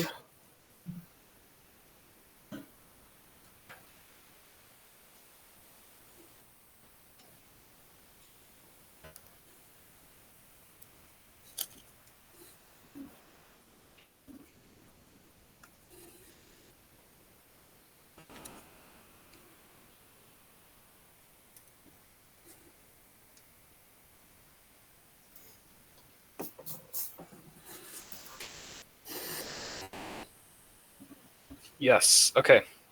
So I'm going to tap 2, red and a green, for Shadow in the Warp. First creature spell I cast each turn costs 2 less. Whenever an opponent casts a non-creature spell, their first one each turn, this will deal 2 damage to that player. I will tap for a green and a red to play Nikya of the Old Ways.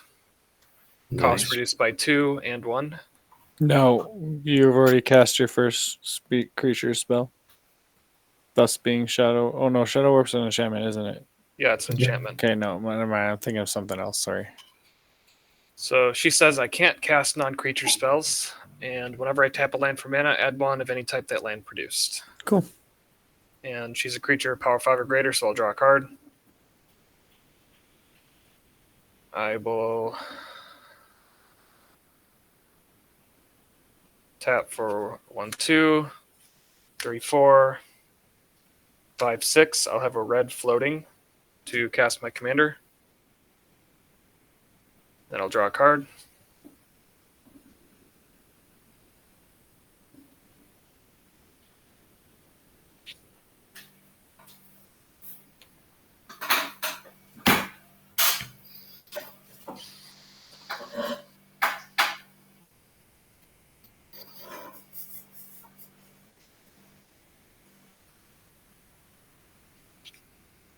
With my red floating, I will tap for 2 green and play a Scytheclaw Raptor.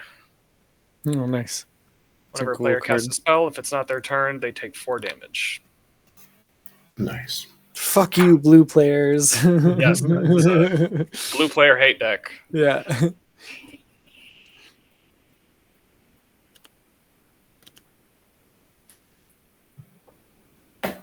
Which friend in your 4. play group that is a blue player hurt you? Honestly, I built this as a budget deck originally. I've been wanting to build it for a while. And it's a good deck. I love it. It's so much fun.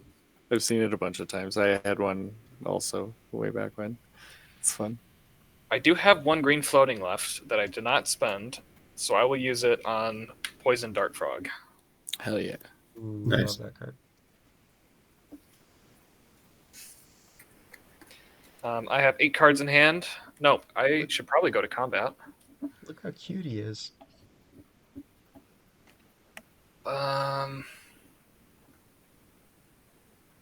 We've got a Simic Ascendancy on board. What does that do? Win the game. Yeah, it wins the game. Yeah, if it has 20 counters, he I'm wins just the game on upkeep. It's only at 4. Oh, that's you. What could go wrong? It. Proliferate, proliferate, proliferate, proliferate. That's good. So many blockers. That is a good answer. I will tell you, I have 0 proliferate in this deck, though. I do. So far. Well, I assume you won't proliferate the Simic Ascendancy, but who knows? No, but if I proliferate their creatures, yeah, at least it doubles. I mean, I have to use my generous Patreon somehow. That is true. What choice do you have? I do agree that the Simic Ascendancy needs to go.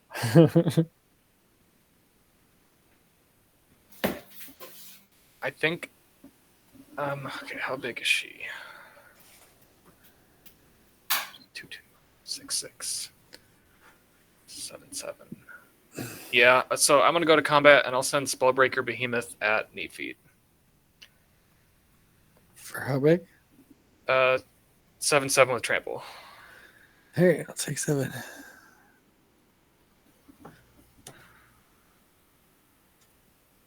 And then I will pass the turn. And I have to go to discard, so I will discard a dual land.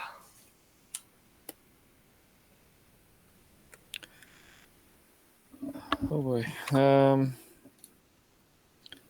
I'll play a Sunhome Fortress of the Legion. Nice. I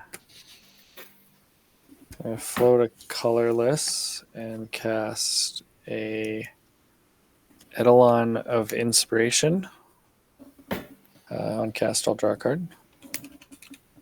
At the beginning of combat on my turn, target creature gets 2/0 until end of turn. Maybe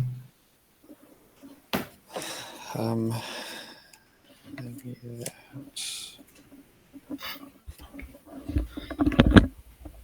Maybe that.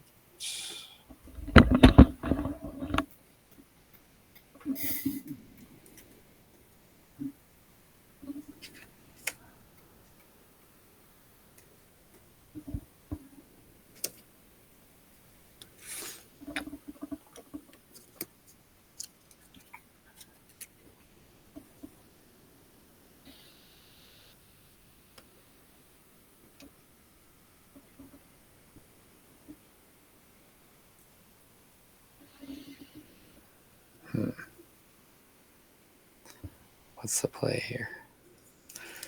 I need to get that out for sure.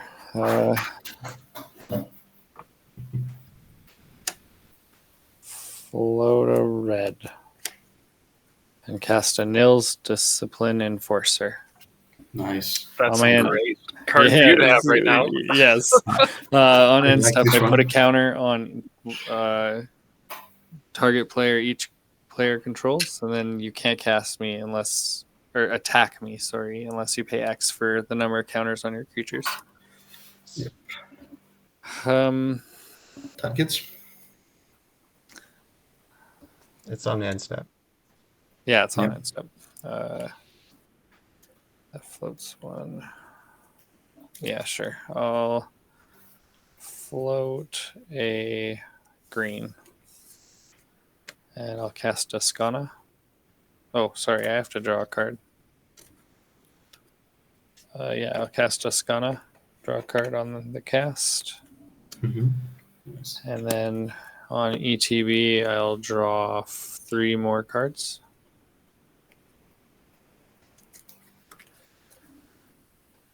Okay.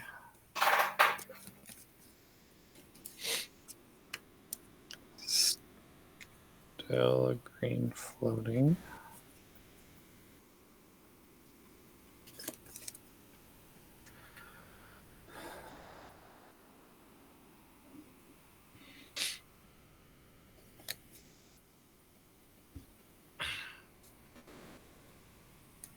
Float a colorless and cast a Nature's Lore. Oh, that's 6 damage. Okay. That is 6+2. Oh, 8. You're right. 8 total. Yeah, no, it's my turn. Expensive nature's lore. The fair nature's lore. And yeah, end of turn there is a Nils trigger. Yeah. We'll get there.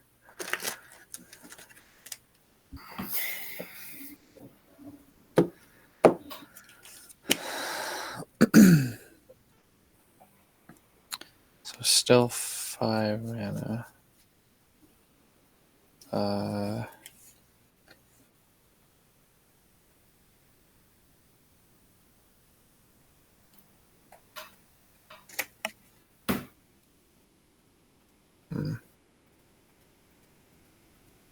Yeah, fuck it. Cast a Harrow Specs on a cast, draw a card. And then I'll move to combat. How do you spell that? Haruspex. It's a tyrannid. Yeah. Haruspex. Okay, got it. Whenever, yeah, okay. So all these creatures are now base 5/5. Hmm. So this guy's a 9/9.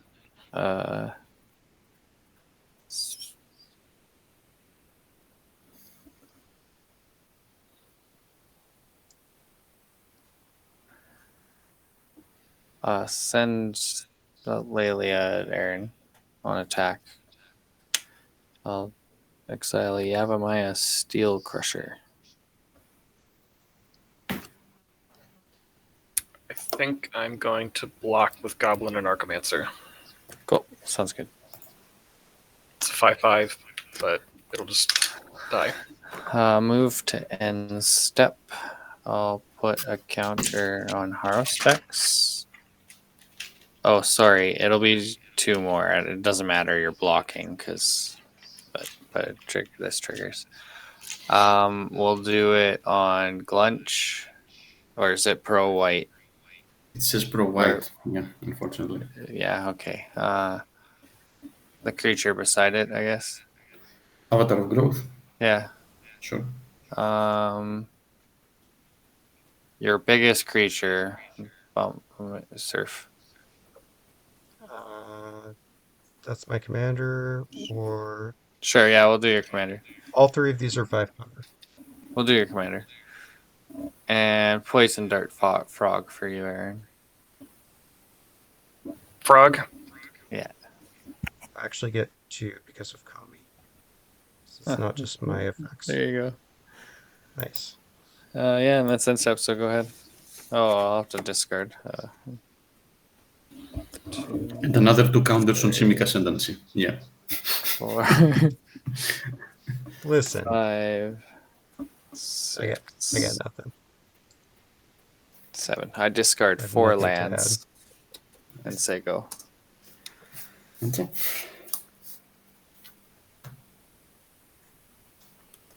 Draw. Nice.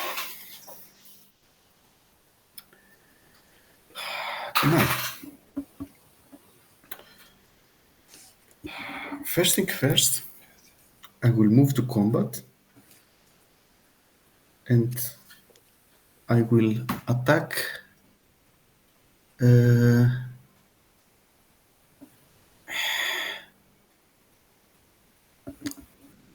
Neat, you're the only one without flyers or without the ability to create flyers. I'm sorry. I'll come to you for 2. Yep. Sword of Truth and Justice will trigger. I will proliferate. Can you do this one? I will do this. I will put a +1/+1 counter on Duskana. Doesn't matter. And then I will. This guy? I will proliferate all your creatures with counters need and all creatures with counters from your side, Aaron. So I will draw 4 cards. Wait! You forgot about me. Yeah. You're right. You know what? Okay, let's not be. I will proliferate. What? I will put on Selvala. Don't do it. Hang on, what does the saga do? Oh, that's not. Never mind. That can't be proliferated. I will put it Don't on do Selvala. it. No, just don't. Yeah, it's better if you don't. You shouldn't. I will. Okay. I can't stop you. Are you doing it or not? Yeah, I will do it. I will put one on I Selvala. warned you. And I will draw 5 cards. 1, 2, 3, 4. The Simic shall be supreme. 5. Then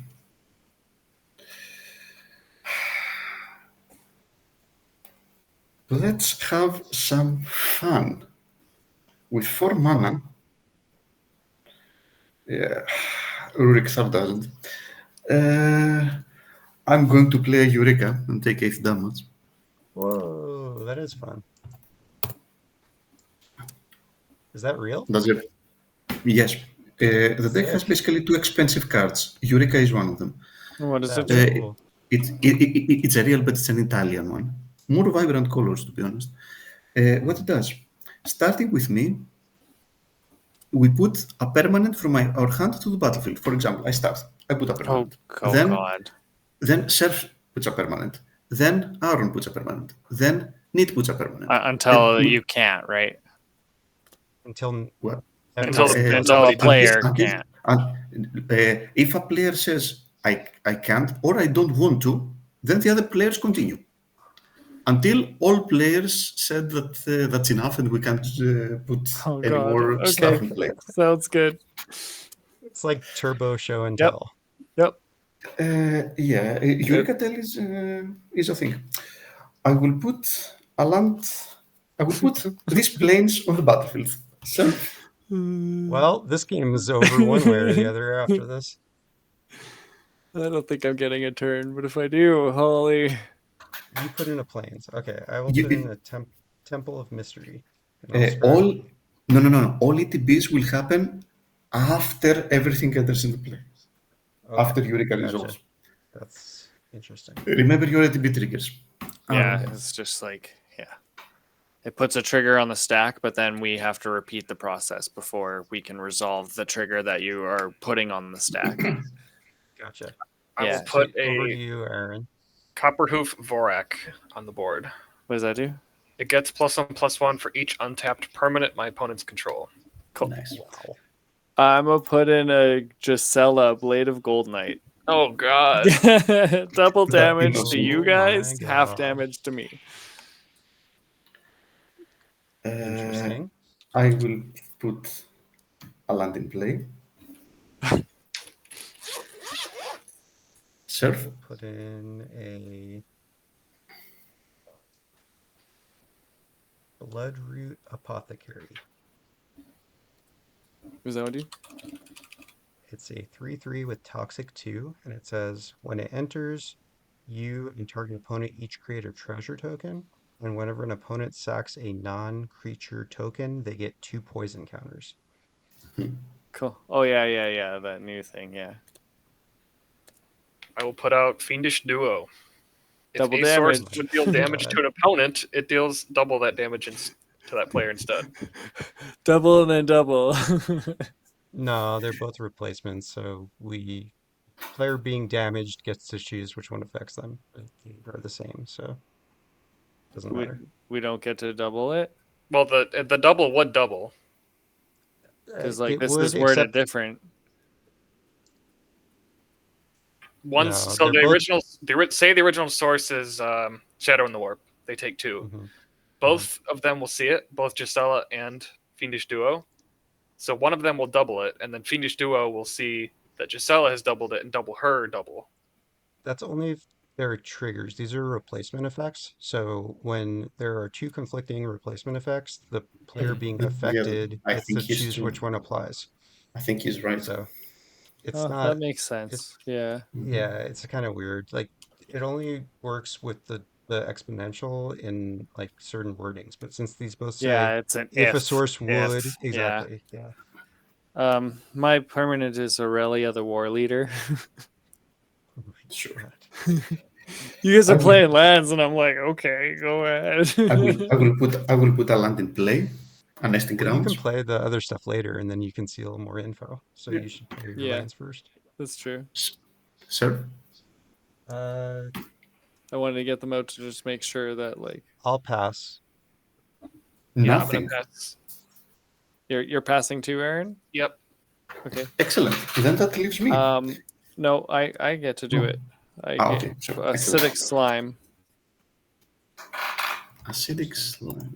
You should target the Sim Extendency. I'm not targeting anything yet. We still have to resolve all Yep. these triggers. This, So true, it's true. accurate. I will put Homeward Path. Your turn. Next. Pass. Pass. Okay, do a then my taiga. okay. Stop it. You don't have to say pass anymore. You passed once, you passed forever. Yeah. Oh, really? Yep. Oh, okay. I will put my own Nils in play. Nice. Kessig Wolf Run. Uh-oh. Forgotten Ancient. Did you know that Forgotten Ancient can put counters on opponent's creatures? That's how I use it. 20 that's counters great. for Forgotten Ancient. I put it in all my opponent's I creatures every straight turn. I choose no. It's fascinating. So, okay, that's me. Okay, so then the first ETB that goes No, on no, the no. stack. Wait. I have more things to put in play. Yeah. Okay. Go ahead. Okay, I'll put a Cauldron of Souls. I will put a communal brewing. That card's so good. What does that do? It's one of the new cards. When it enters, I choose any number of opponents to each draw a card, and I put a counter ingredient counter on it. And then whenever I cast a creature spell, it enters with that much +1/+1 counters equal to the number of counters on it. They are proliferatable. Yeah, nice. That's cool. I will put an Argent Dice in play. Sorry, what does that one do? I can probably just click on these, maybe. Enters into the Might be battlefield easier. with No. 2 oil counters. Whenever 2 or more creatures attack, I put an oil counter on Argent Dice. Whenever with 2 and remove 2 oil counters, I exile another target non-land permanent. I will put an evolutionary escalation. At the beginning of my upkeep, I put 3+1/+1 counters on a creature that I control and a creature an opponent controls. And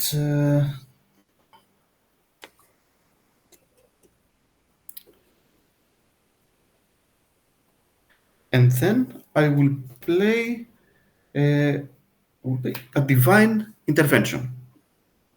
Oh my god. What's This that one guy's do still again? worried about Simic Ascendancy now. What's Divine You're gonna Intervention want to do read again? it. It comes into play with 2 counters. I remove 1 counter at the beginning of my upkeep, and whenever the last counter is removed, the game ends in a draw. Okay. There's the At advantages least of cards. Resolve your look. Drawing resolve the game your is infinitely better than winning the game, isn't it? resolve your Only if first you're a ETB. communist. Nikos, can you resolve What? your first ETB? Uh, Your so, last Hey, put we're in. having fun. Why are you trying to I rush the resolved them fun? last. My only You have to declare your ETBs. targets, though. Yeah, I don't have any targets. My only ETBs are from communal brewing. Size targets. All right. Target opposition. Yeah, I will target each one of you with communal brewing. Yeah. That's it. But you will not draw cards then. You will draw it. My triggers resolve last. Yeah. Matt, what are Yep, your and, triggers? Nothing? I declare my targets. I don't have. Oh, I do have one. I have to choose an opponent to create a treasure. I will. I'm going to not it- destroy your thing. So can I have that treasure? That'd be wonderful. Sure. Cool. And then Temple of Mystery on the stack, destroy one. All right, that's all I got. You don't have any ETBs, do you, Aaron? Nope. Okay. Acidic Slime will destroy Divine Intervention. Any other Aw, targets? sad. No, there's no targets here. That's it.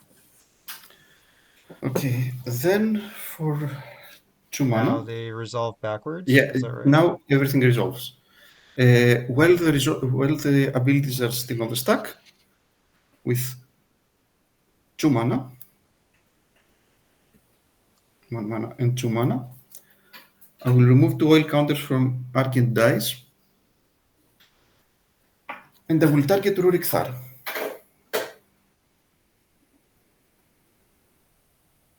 What is it doing again? Exile Ruric Thar, and you draw 2 cards, Aaron.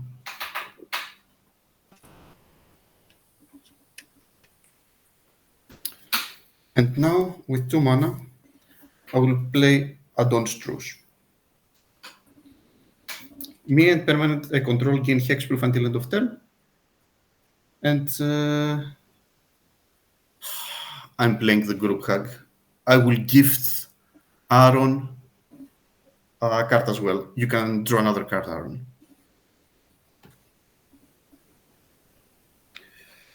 And yes, I will take the damage that... Oh no, I will not. There's no Ruric Thar. I will not take the Yeah. damage. No, yeah, you're good. And now the slime resolves. I have hexproof. Anything else? Okay.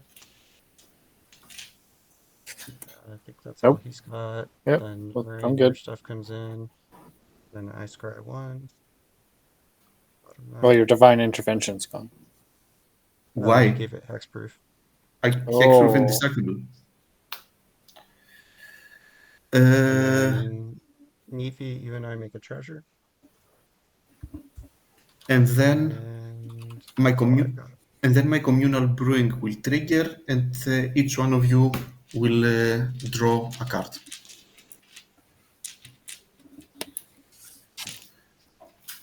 I'll cast a Harrow and float a green. Before while the triggers on the stack, because otherwise I will have priority. Sure.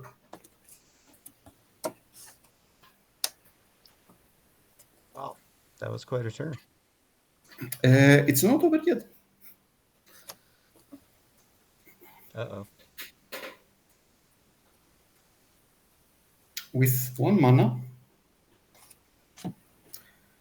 I would like to play a Nature's Claim to the Simic Ascendancy. Oh, Yay! You do gain Good. for life. That's one of the Woohoo. pieces gone. I was just get rid of the divine intervention. And now with 1, 2, 3. Oh, did you take 4 damage off of Shadow Warp too? For your first non-creature spell, and then it's doubled because of us? I took So- 2 on. I took But that wouldn't be 2. in play yet. The Shadow Warp? It's been in for here No, forever. the doublers. When he You're, casts the spell, though. you're right. You're right. Yeah, you're right. I took the damage when I played Eureka. Yeah, you're right. Then, with this and another 3, I will get some poison now. 6 poison. 6 infect. Oof. Got him. I will play a Winds of Abandon with Overload. Oh, God. You Was will get that many good? lands. Exile target creature I don't control. For each creature exiled this way, its controller It's sets the library Overload. for a basic Okay. land card. Those players Oh put those my cards God. onto the battlefield tapped, then shuffle their libraries. But it's with Overload, so it's all creatures. I'll respond. Please stop I this. can't stop it. Sorry. Oh man, we were having a fun game. This is bullshit. Sack treasure, tap 2. Isn't I'll this cast- fun? No. I'll cast Riot Control in response. Aaron, you can draw a card. I'll put 2+1 counters on this dude. I'll draw. And then I'm going to gain 1 life for each creature my opponents control. So if you guys can count your creatures, please. 1, 2, 3, 4, 5. 6. 8 for me. 19. I'll gain 19. That was 64. No other response, unfortunately.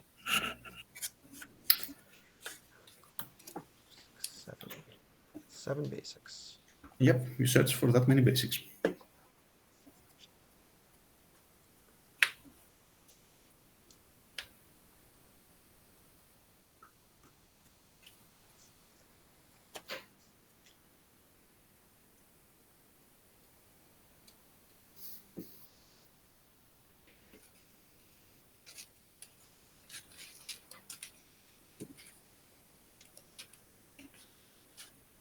Joke's on you, or joke's on me. I only have 2.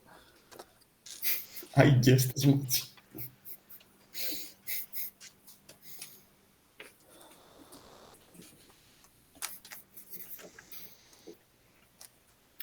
And then I will move to my end step and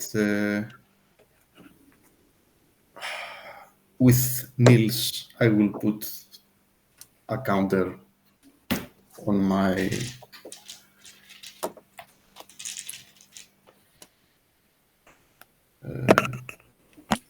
generous patron.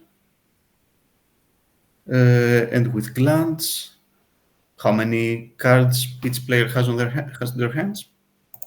6. 10. 2. Okay, Need, you get to draw a card, and it doesn't matter who. Basically, yeah, I will put 2+1/+1 counter on a creature I control, and I will give 2 treasure to Aaron. I've obviously got nothing going on. If you attack me, I'm wide open. I'll be right back. I have already attacked with Gluntch.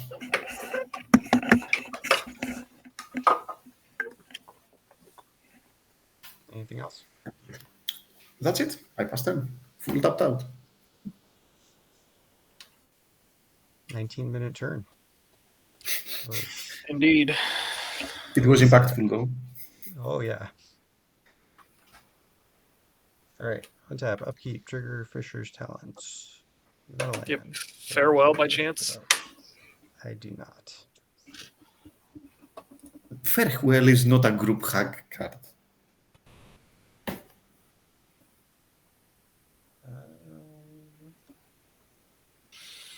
What is even happening here? Okay. Here's what we're gonna do. First, let's cast the miss. The miss. I was about to say the misses, but 1, 2, 3. Where's that stupid land? 4. That into that for the double. I just need white. 1, 2, 3, 4, 5, 6. Yep, Bumbleflower.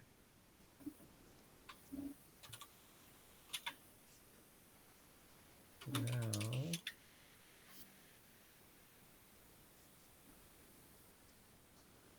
So just to reference, the replacement effects do stack.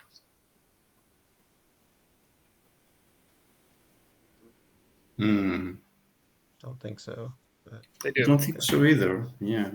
I've been looking it up basically during his whole turn. okay. Tap 5. I don't know if I even want to do this. What creatures do you have? Lots of creatures. Oh, and you have persist.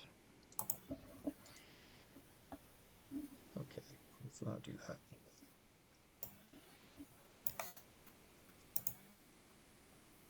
I'm gonna cast an Octomancer. Cast Aaron, you can draw a card. I will lose 2 life from the shadow. Oh no, wait, this is a creature. Never mind. But Aaron, you can draw, and then I'll put a +1 counter on this rabbit. And then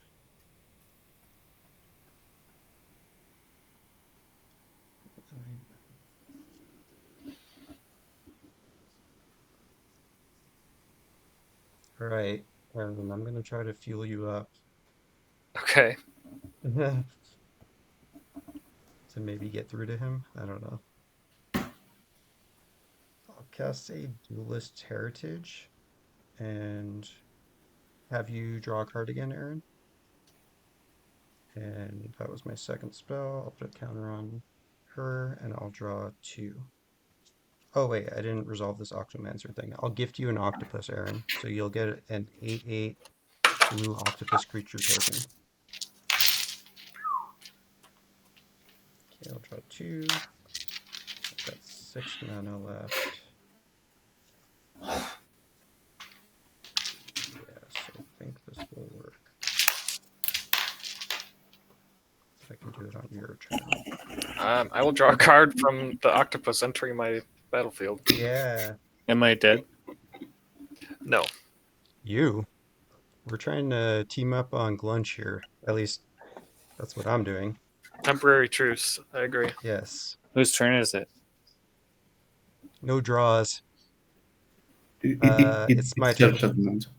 It's Matt's turn at the I moment. I'm gonna move to end step, and if no one has anything, then Octomaster Duelist will Heritage. trigger, Well, yeah. and I will make a token copy of a token that entered, or creature token that entered the battlefield this turn. So I will make an octopus as well. And I'll pass turn to you. All right, untap, Do you have any draw. artifact mana, Aaron? I have 2 treasures. Okay.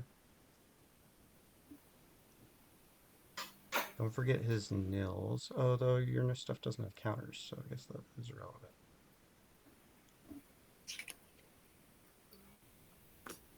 I was gonna have a great turn. Yeah, me too. I was gonna move you. Same. Probably, anyways.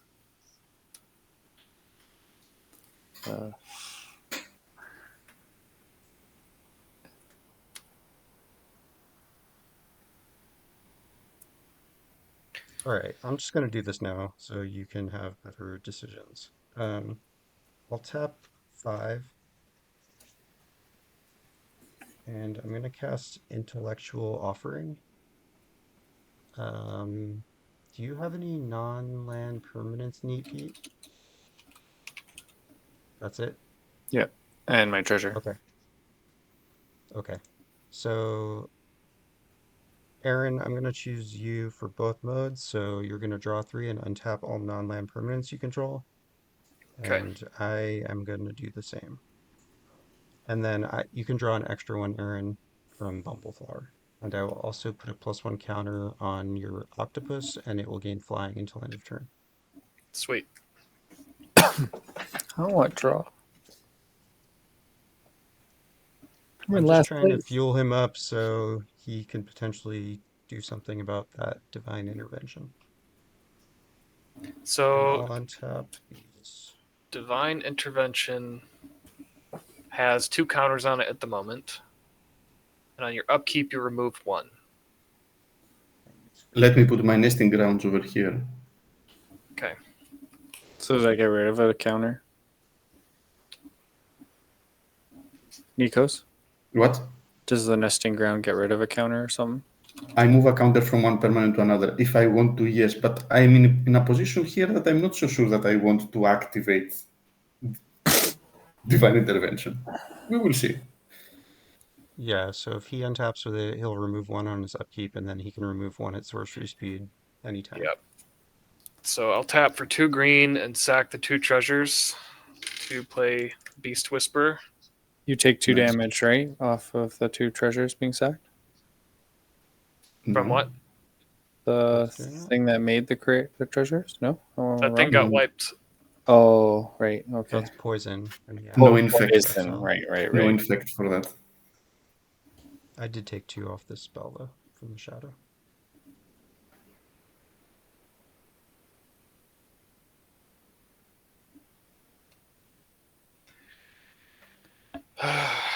For a green and a red, I will cast Fauna Shaman. Draw a card.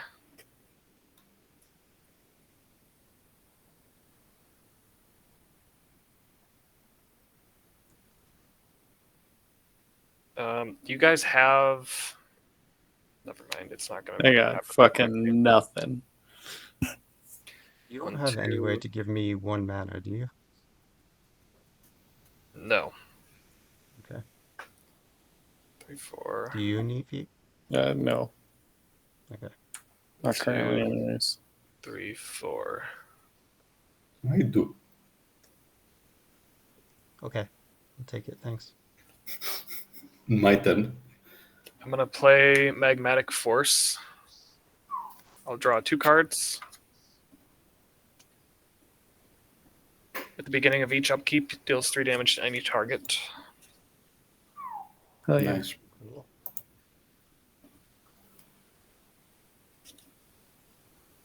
Don't forget to leave 1 mana up to pay for nils. Okay. I don't think I've played a land for turn. So I'll play a forest and tap for a green and a red to play Fanatic of Ronus. Hell yeah. Draw a card. Yep. Why do you draw? Oh, On Bestower. cast, yeah. Beast Whisper. I'll move to combat. I have to pay to declare the octopus as an attacker. Send 9 at Nikos. I'll give it double strike. Why? What have I ever done to you? Everything. You exiled 7 of my creatures last turn. Sure. I was the reason there. Sure, I will take this 18 damage. Oof. Okay. I mean, no flyers. I'm tapped out. Sure. Yeah. So let's say go there, Aaron. Yeah, I got to start discarding the hand size. All right. Oh, Oh, fuck! that's I a mistapped my card. mana. I still have 2 more mana because of Shadow in the Warp. Cost 2 less. Yep. Yeah, okay. So I guess I'll just put out a 2 mana cost creature or a 1. Yeah, just a 1. Uvenwald Tracker, and I'll leave up a green. Why not? And then yeah, say go. Yep, go ahead. Okay. Keep trigger. Magnetic force. Yes, 3 damage to Nikos. Jeez. The hate. The hate. I'll float a green. Red, sorry. I'll cast a Taurian Mauler. We don't want no stinking draws.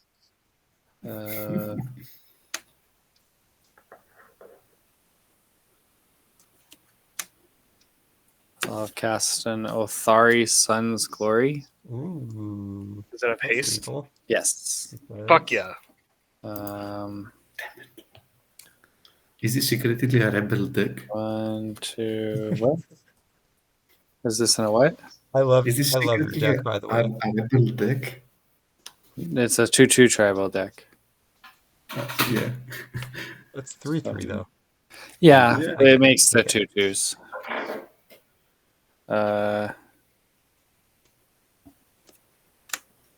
Float a green, I guess. Cast Duskana.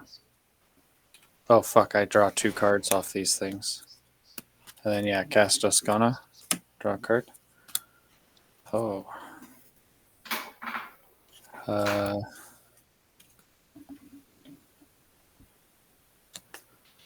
Flow a red.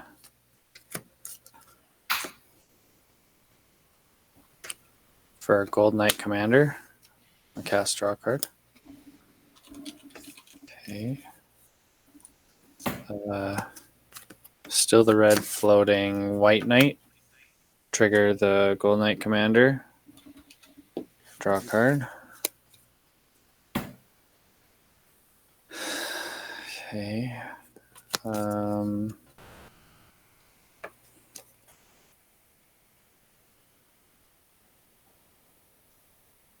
I think regardless, he's dead on his upkeep.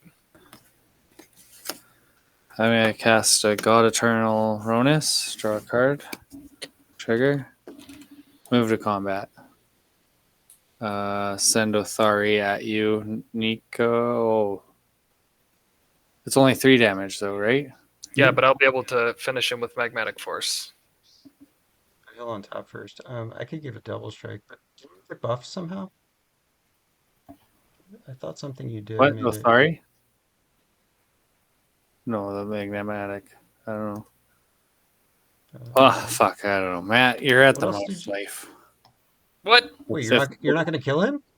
You were just saying that on your upkeep you can kill him. Or on his upkeep. No, only. No, only he's if saying- Althari hits him. Oh, Yeah. okay. I see. Well, I think I just kill him on combat. Oh, yeah, because you can give it double Yeah. strike. Oh, it's already 5. That's what I said. It Yeah. got buffed somehow. Yeah, it's Oh, +2 because of the gold Yeah, knight. see? I'm not crazy. okay. Um,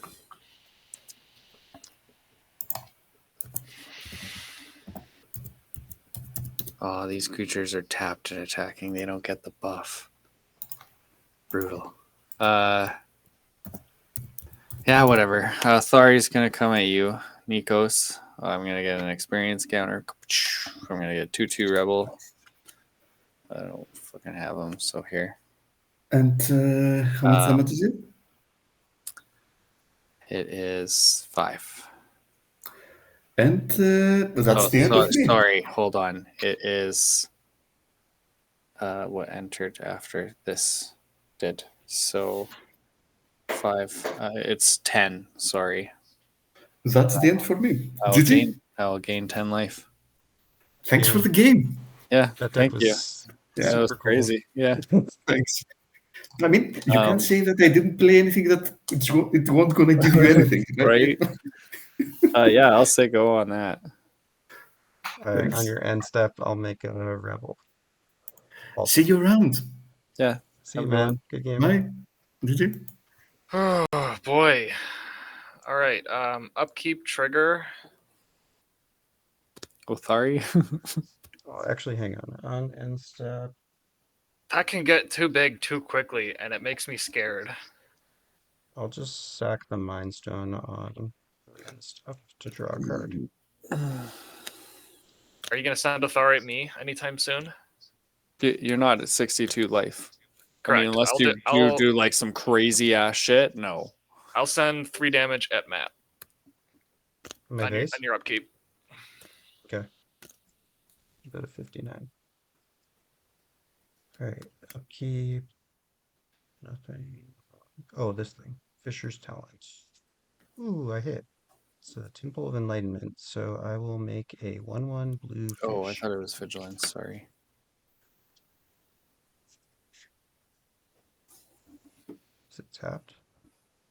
3, 1, 2, yeah. And then I draw the temple, and then I draw for turn. Okay. Wow. That's a lot of stuff. How are you gaining all that life? I gained 19 from Riot Control, and that was pretty much it. When Okay. right before he wiped the board, when I played Yeah, that you spell. gained life for each creature. Okay. Um,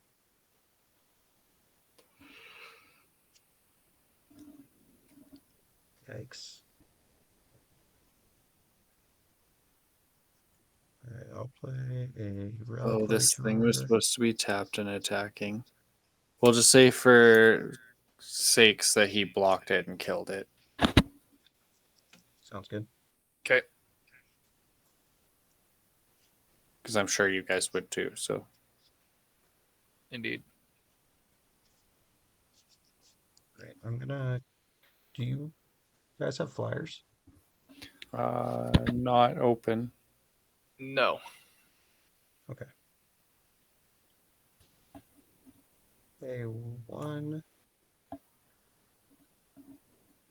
2, 3 for a Kutzil Malamet Exemplar. It's a 3/3, and it says my opponents can't cast spells during my turn. And if a creature I control with power greater than its base power deals damage, I draw a card. All right, on cast, I'll have. How much mana do each of you have untapped? 1. Untap 1. Technically 2 and then a treasure. Cards in hand? 5. 7. You can draw. That was the I will- second spell per turn. That was the first. Okay. So I'll put a +1 counter on Bumbleflower.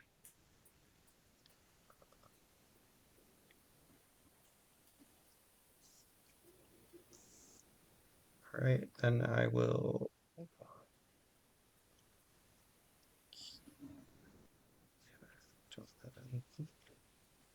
cast a Mangara the Diplomat. 1, 2, 3, 4. Neat feat, you can draw a card again. That's my second spell, if it matters Yeah, for shipping. yeah. Yeah, every time you cast a spell, Torium Mauler gets bigger. Got it. Okay. Put the counter this time on the octopus, so it's going to get flying till end of turn. And then I will draw 2, since that's the second Bumbleflower trigger. Interesting.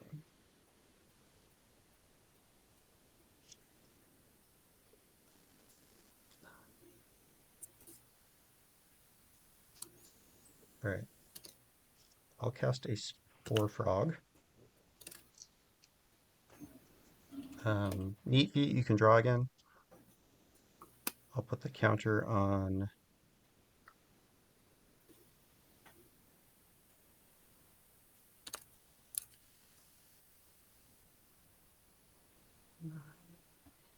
I'll put it on the octopus. And then I'll cast a Coveted Jewel. 6 mana. 1, 2, 3, 4, 5, 6. When it enters, I draw 3. You can draw again, Neat feat. And then I will draw 3. I'll put the counter on the octopus. I'll draw 3. And then if anyone hits me with creatures, you gain control of Coveted Jewel and you draw 3 cards and untap it. Yeah, it So, makes 3 mana. It's yes, whenever you attack, don't declare blocks, I believe. attack you and are not blocked. Correct. So trample doesn't take it, I guess. Yeah, yeah. Um, all right, I'll play this. All of these come in tapped and freaking Precon. Oh, there we go. I'll play this Brushland. Cast one more spell.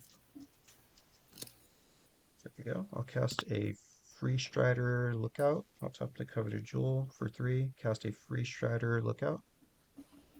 It's a 3/3 with reach, and it says whenever I commit a crime, which is targeting anything an opponent controls, I can put Or a them, land. Yes. Well, opponent controls themselves, I guess. maybe. Unless there's like a Mindslaver in play. Yeah. You may put a land from among them. Oh, I look at the top 5, and I could put a land That's cool. from those tapped. Yeah. So on cast, you can draw another card, Neat feat, and I'll put another counter on the. Sheesh. You Starving got over here. this. That's okay. You're gonna be glad that I wasn't targeting you with the draw because I'm probably gonna kill him. All right, I'll at this point move to combat, and I'm gonna send the octopus your way, Neat feat, and I'm gonna send Miss Bumbleflower your way, Aaron, and then I will. So I'm dead, right? I'll give it double strike. So yeah, as it stands, you'll take 24. But let's see if anyone has anything, 'cause you never know. I don't. Those are the only attackers. So you'll be taking 4 commander, Aaron, and then yeah, you're gonna die. Does Miss Bumbleflower have flying? She does. Okay, so that'll be 4 commander. And then I will draw 3 cards because this hit twice and this hit once. And Kutzel, these are both greater than their base power. I'll draw 3. Ooh, love that.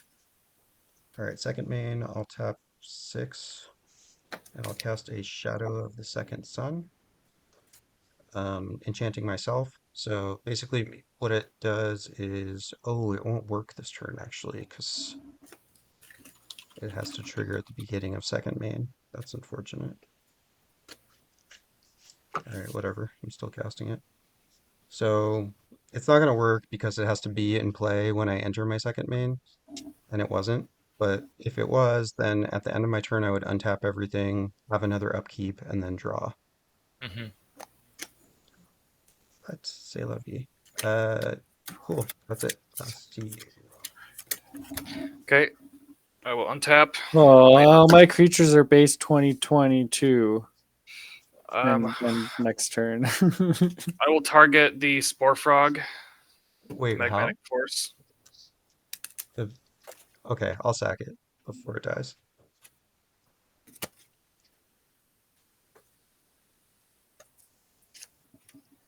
What would have made all your stuff be? Oh, Mirror Entity. Mirror Entity, yeah. I had 11 extra floating mana after drawing into it. Wow. Yeah.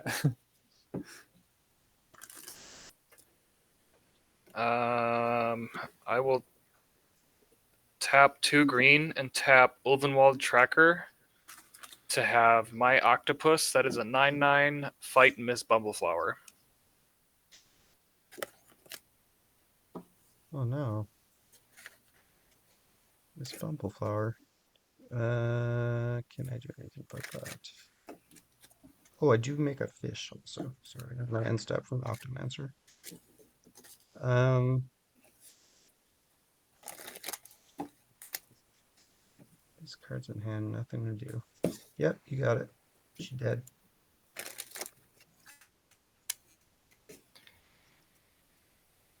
I will pay another green and tap Fauna Shaman, and I'm going to discard, I guess, Dawnglade Regent to tutor a creature. I have to reveal it.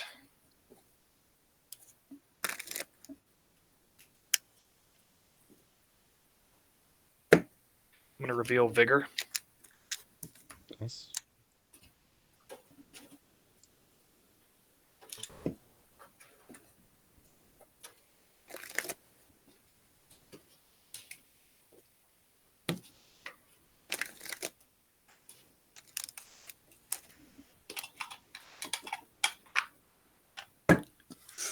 All right, gentlemen. Thanks for the game. Yep, Yeah, you too. GG's. A good one. Y'all have a good one. Yeah. I will tap for 4 green and 2 red to cast Vigor. Sure. Cost 2 less. Hmm. So I will have those 2 red floating. 2 triggers I will draw from Garrick's Uprising and Beast Whisperer. Was that your second spell? First Yeah, spell of the or no? turn. Gotcha. I tap 2 creatures to activate their abilities. Sure.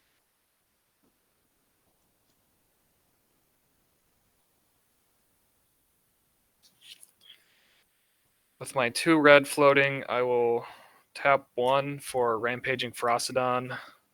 Read 3 with Menace. Players can't gain life. Whenever another creature enters, he deals 1 damage to that player's controller.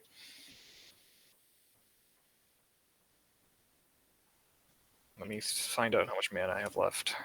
1, 2, 3, 4, 5, I'll draw a card on your second 6, spell. 7, And then 8, correct. 10.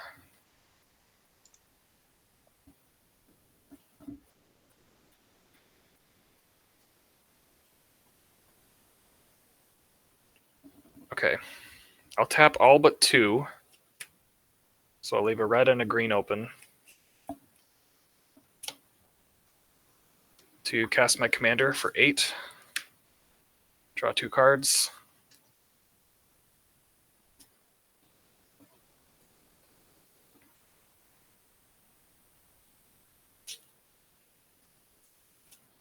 And I will tap 2 more for Sardian Avenger. And I have to take 2 damage because I played Yep. 2 creatures.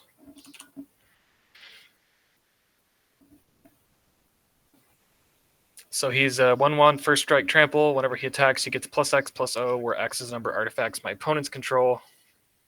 If an Great. artifact is put into the graveyard, you'll take 1. Okay.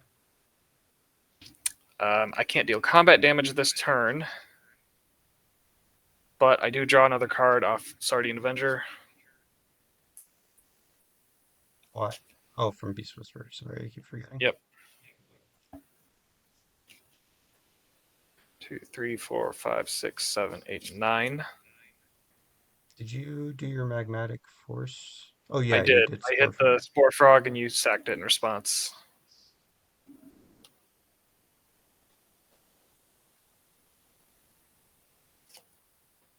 Um, 1, 2, 3, 4, 5, 6, 7. So yes, I will go to my end step because combat doesn't matter this turn. I will discard Grilled So it Protein. actually does though, because you could take the jewel if you so desire to try. I will not attack. And then I will discard 2 cards and pass the turn. Sounds good. On your upkeep, I'm going to target Kutsil with Magmatic Force. Does seem quite good. Let me see what I have. Hold on a moment. Targeting Kutzil. Sure. All right. Anything else on upkeep? Nope. Okay. And then Fisher's Talent, trigger, not a land. So we'll just draw it.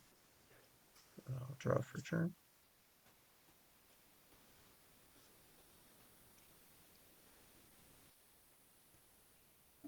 Play this Temple of Enlightenment, tapped, and scry 1.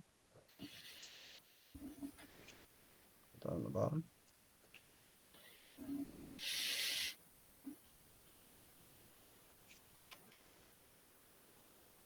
Any flying? I have Reach with Ruric Thar. Okay.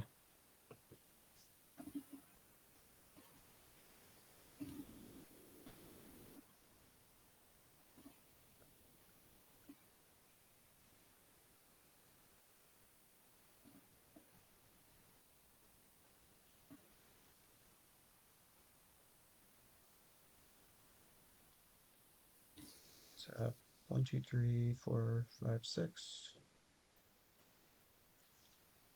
7, 8. Play Bumbleflower.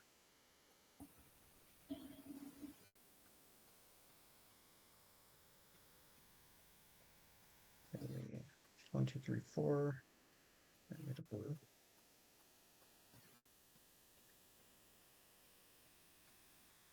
Let's make it 5. Cast a Pelonian Hydra. Mm-hmm. It's scary one. I draw. Yes. And I'll put a +1 counter onto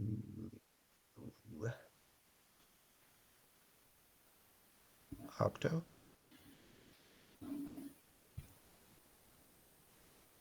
Right, and then I'll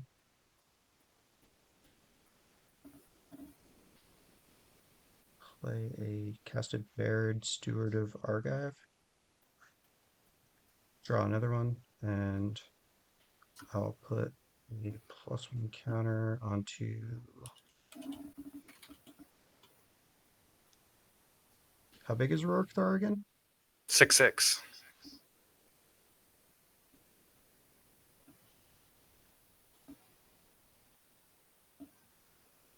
All right, I'll put a +1 counter on. This is scary.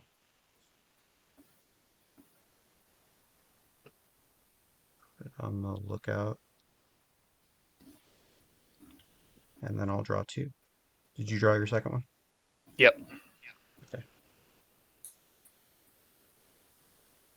Oh, I know what I can do. Okay. Sorry, I just realized why this card's in here. Not this one. I'll pay 2, cast an Coiling Oracle. You can draw. I will put a +1 counter on Ruric Thar. And that is on cast, so I've committed a crime. And therefore I'll look at the top 5.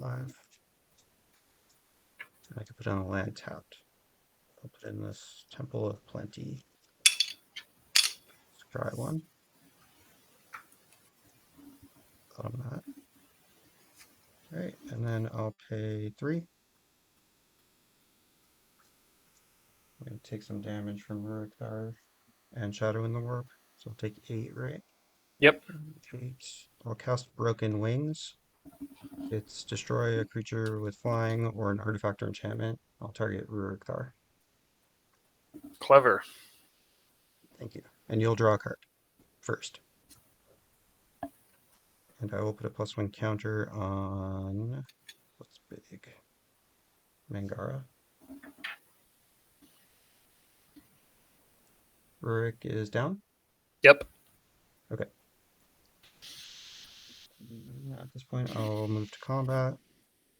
And I will send all the flyers. So just this guy for 4, this for 13, which will become 26, and this for 3, which I That'll be think is enough. lethal.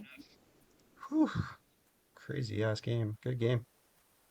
Yeah, if you didn't kill him, he would have just gotten really big. What did you have? Figure. Oh, right. Damn. I even like told myself, don't forget about that a bunch of times. I still did. Well, that was fun. Good game. Yeah, good game. Glad we didn't have to draw for after spending so much time. Yeah. That deck was interesting though. I enjoyed it. But yeah, It was not every different. time. All right, see you, man. Yep.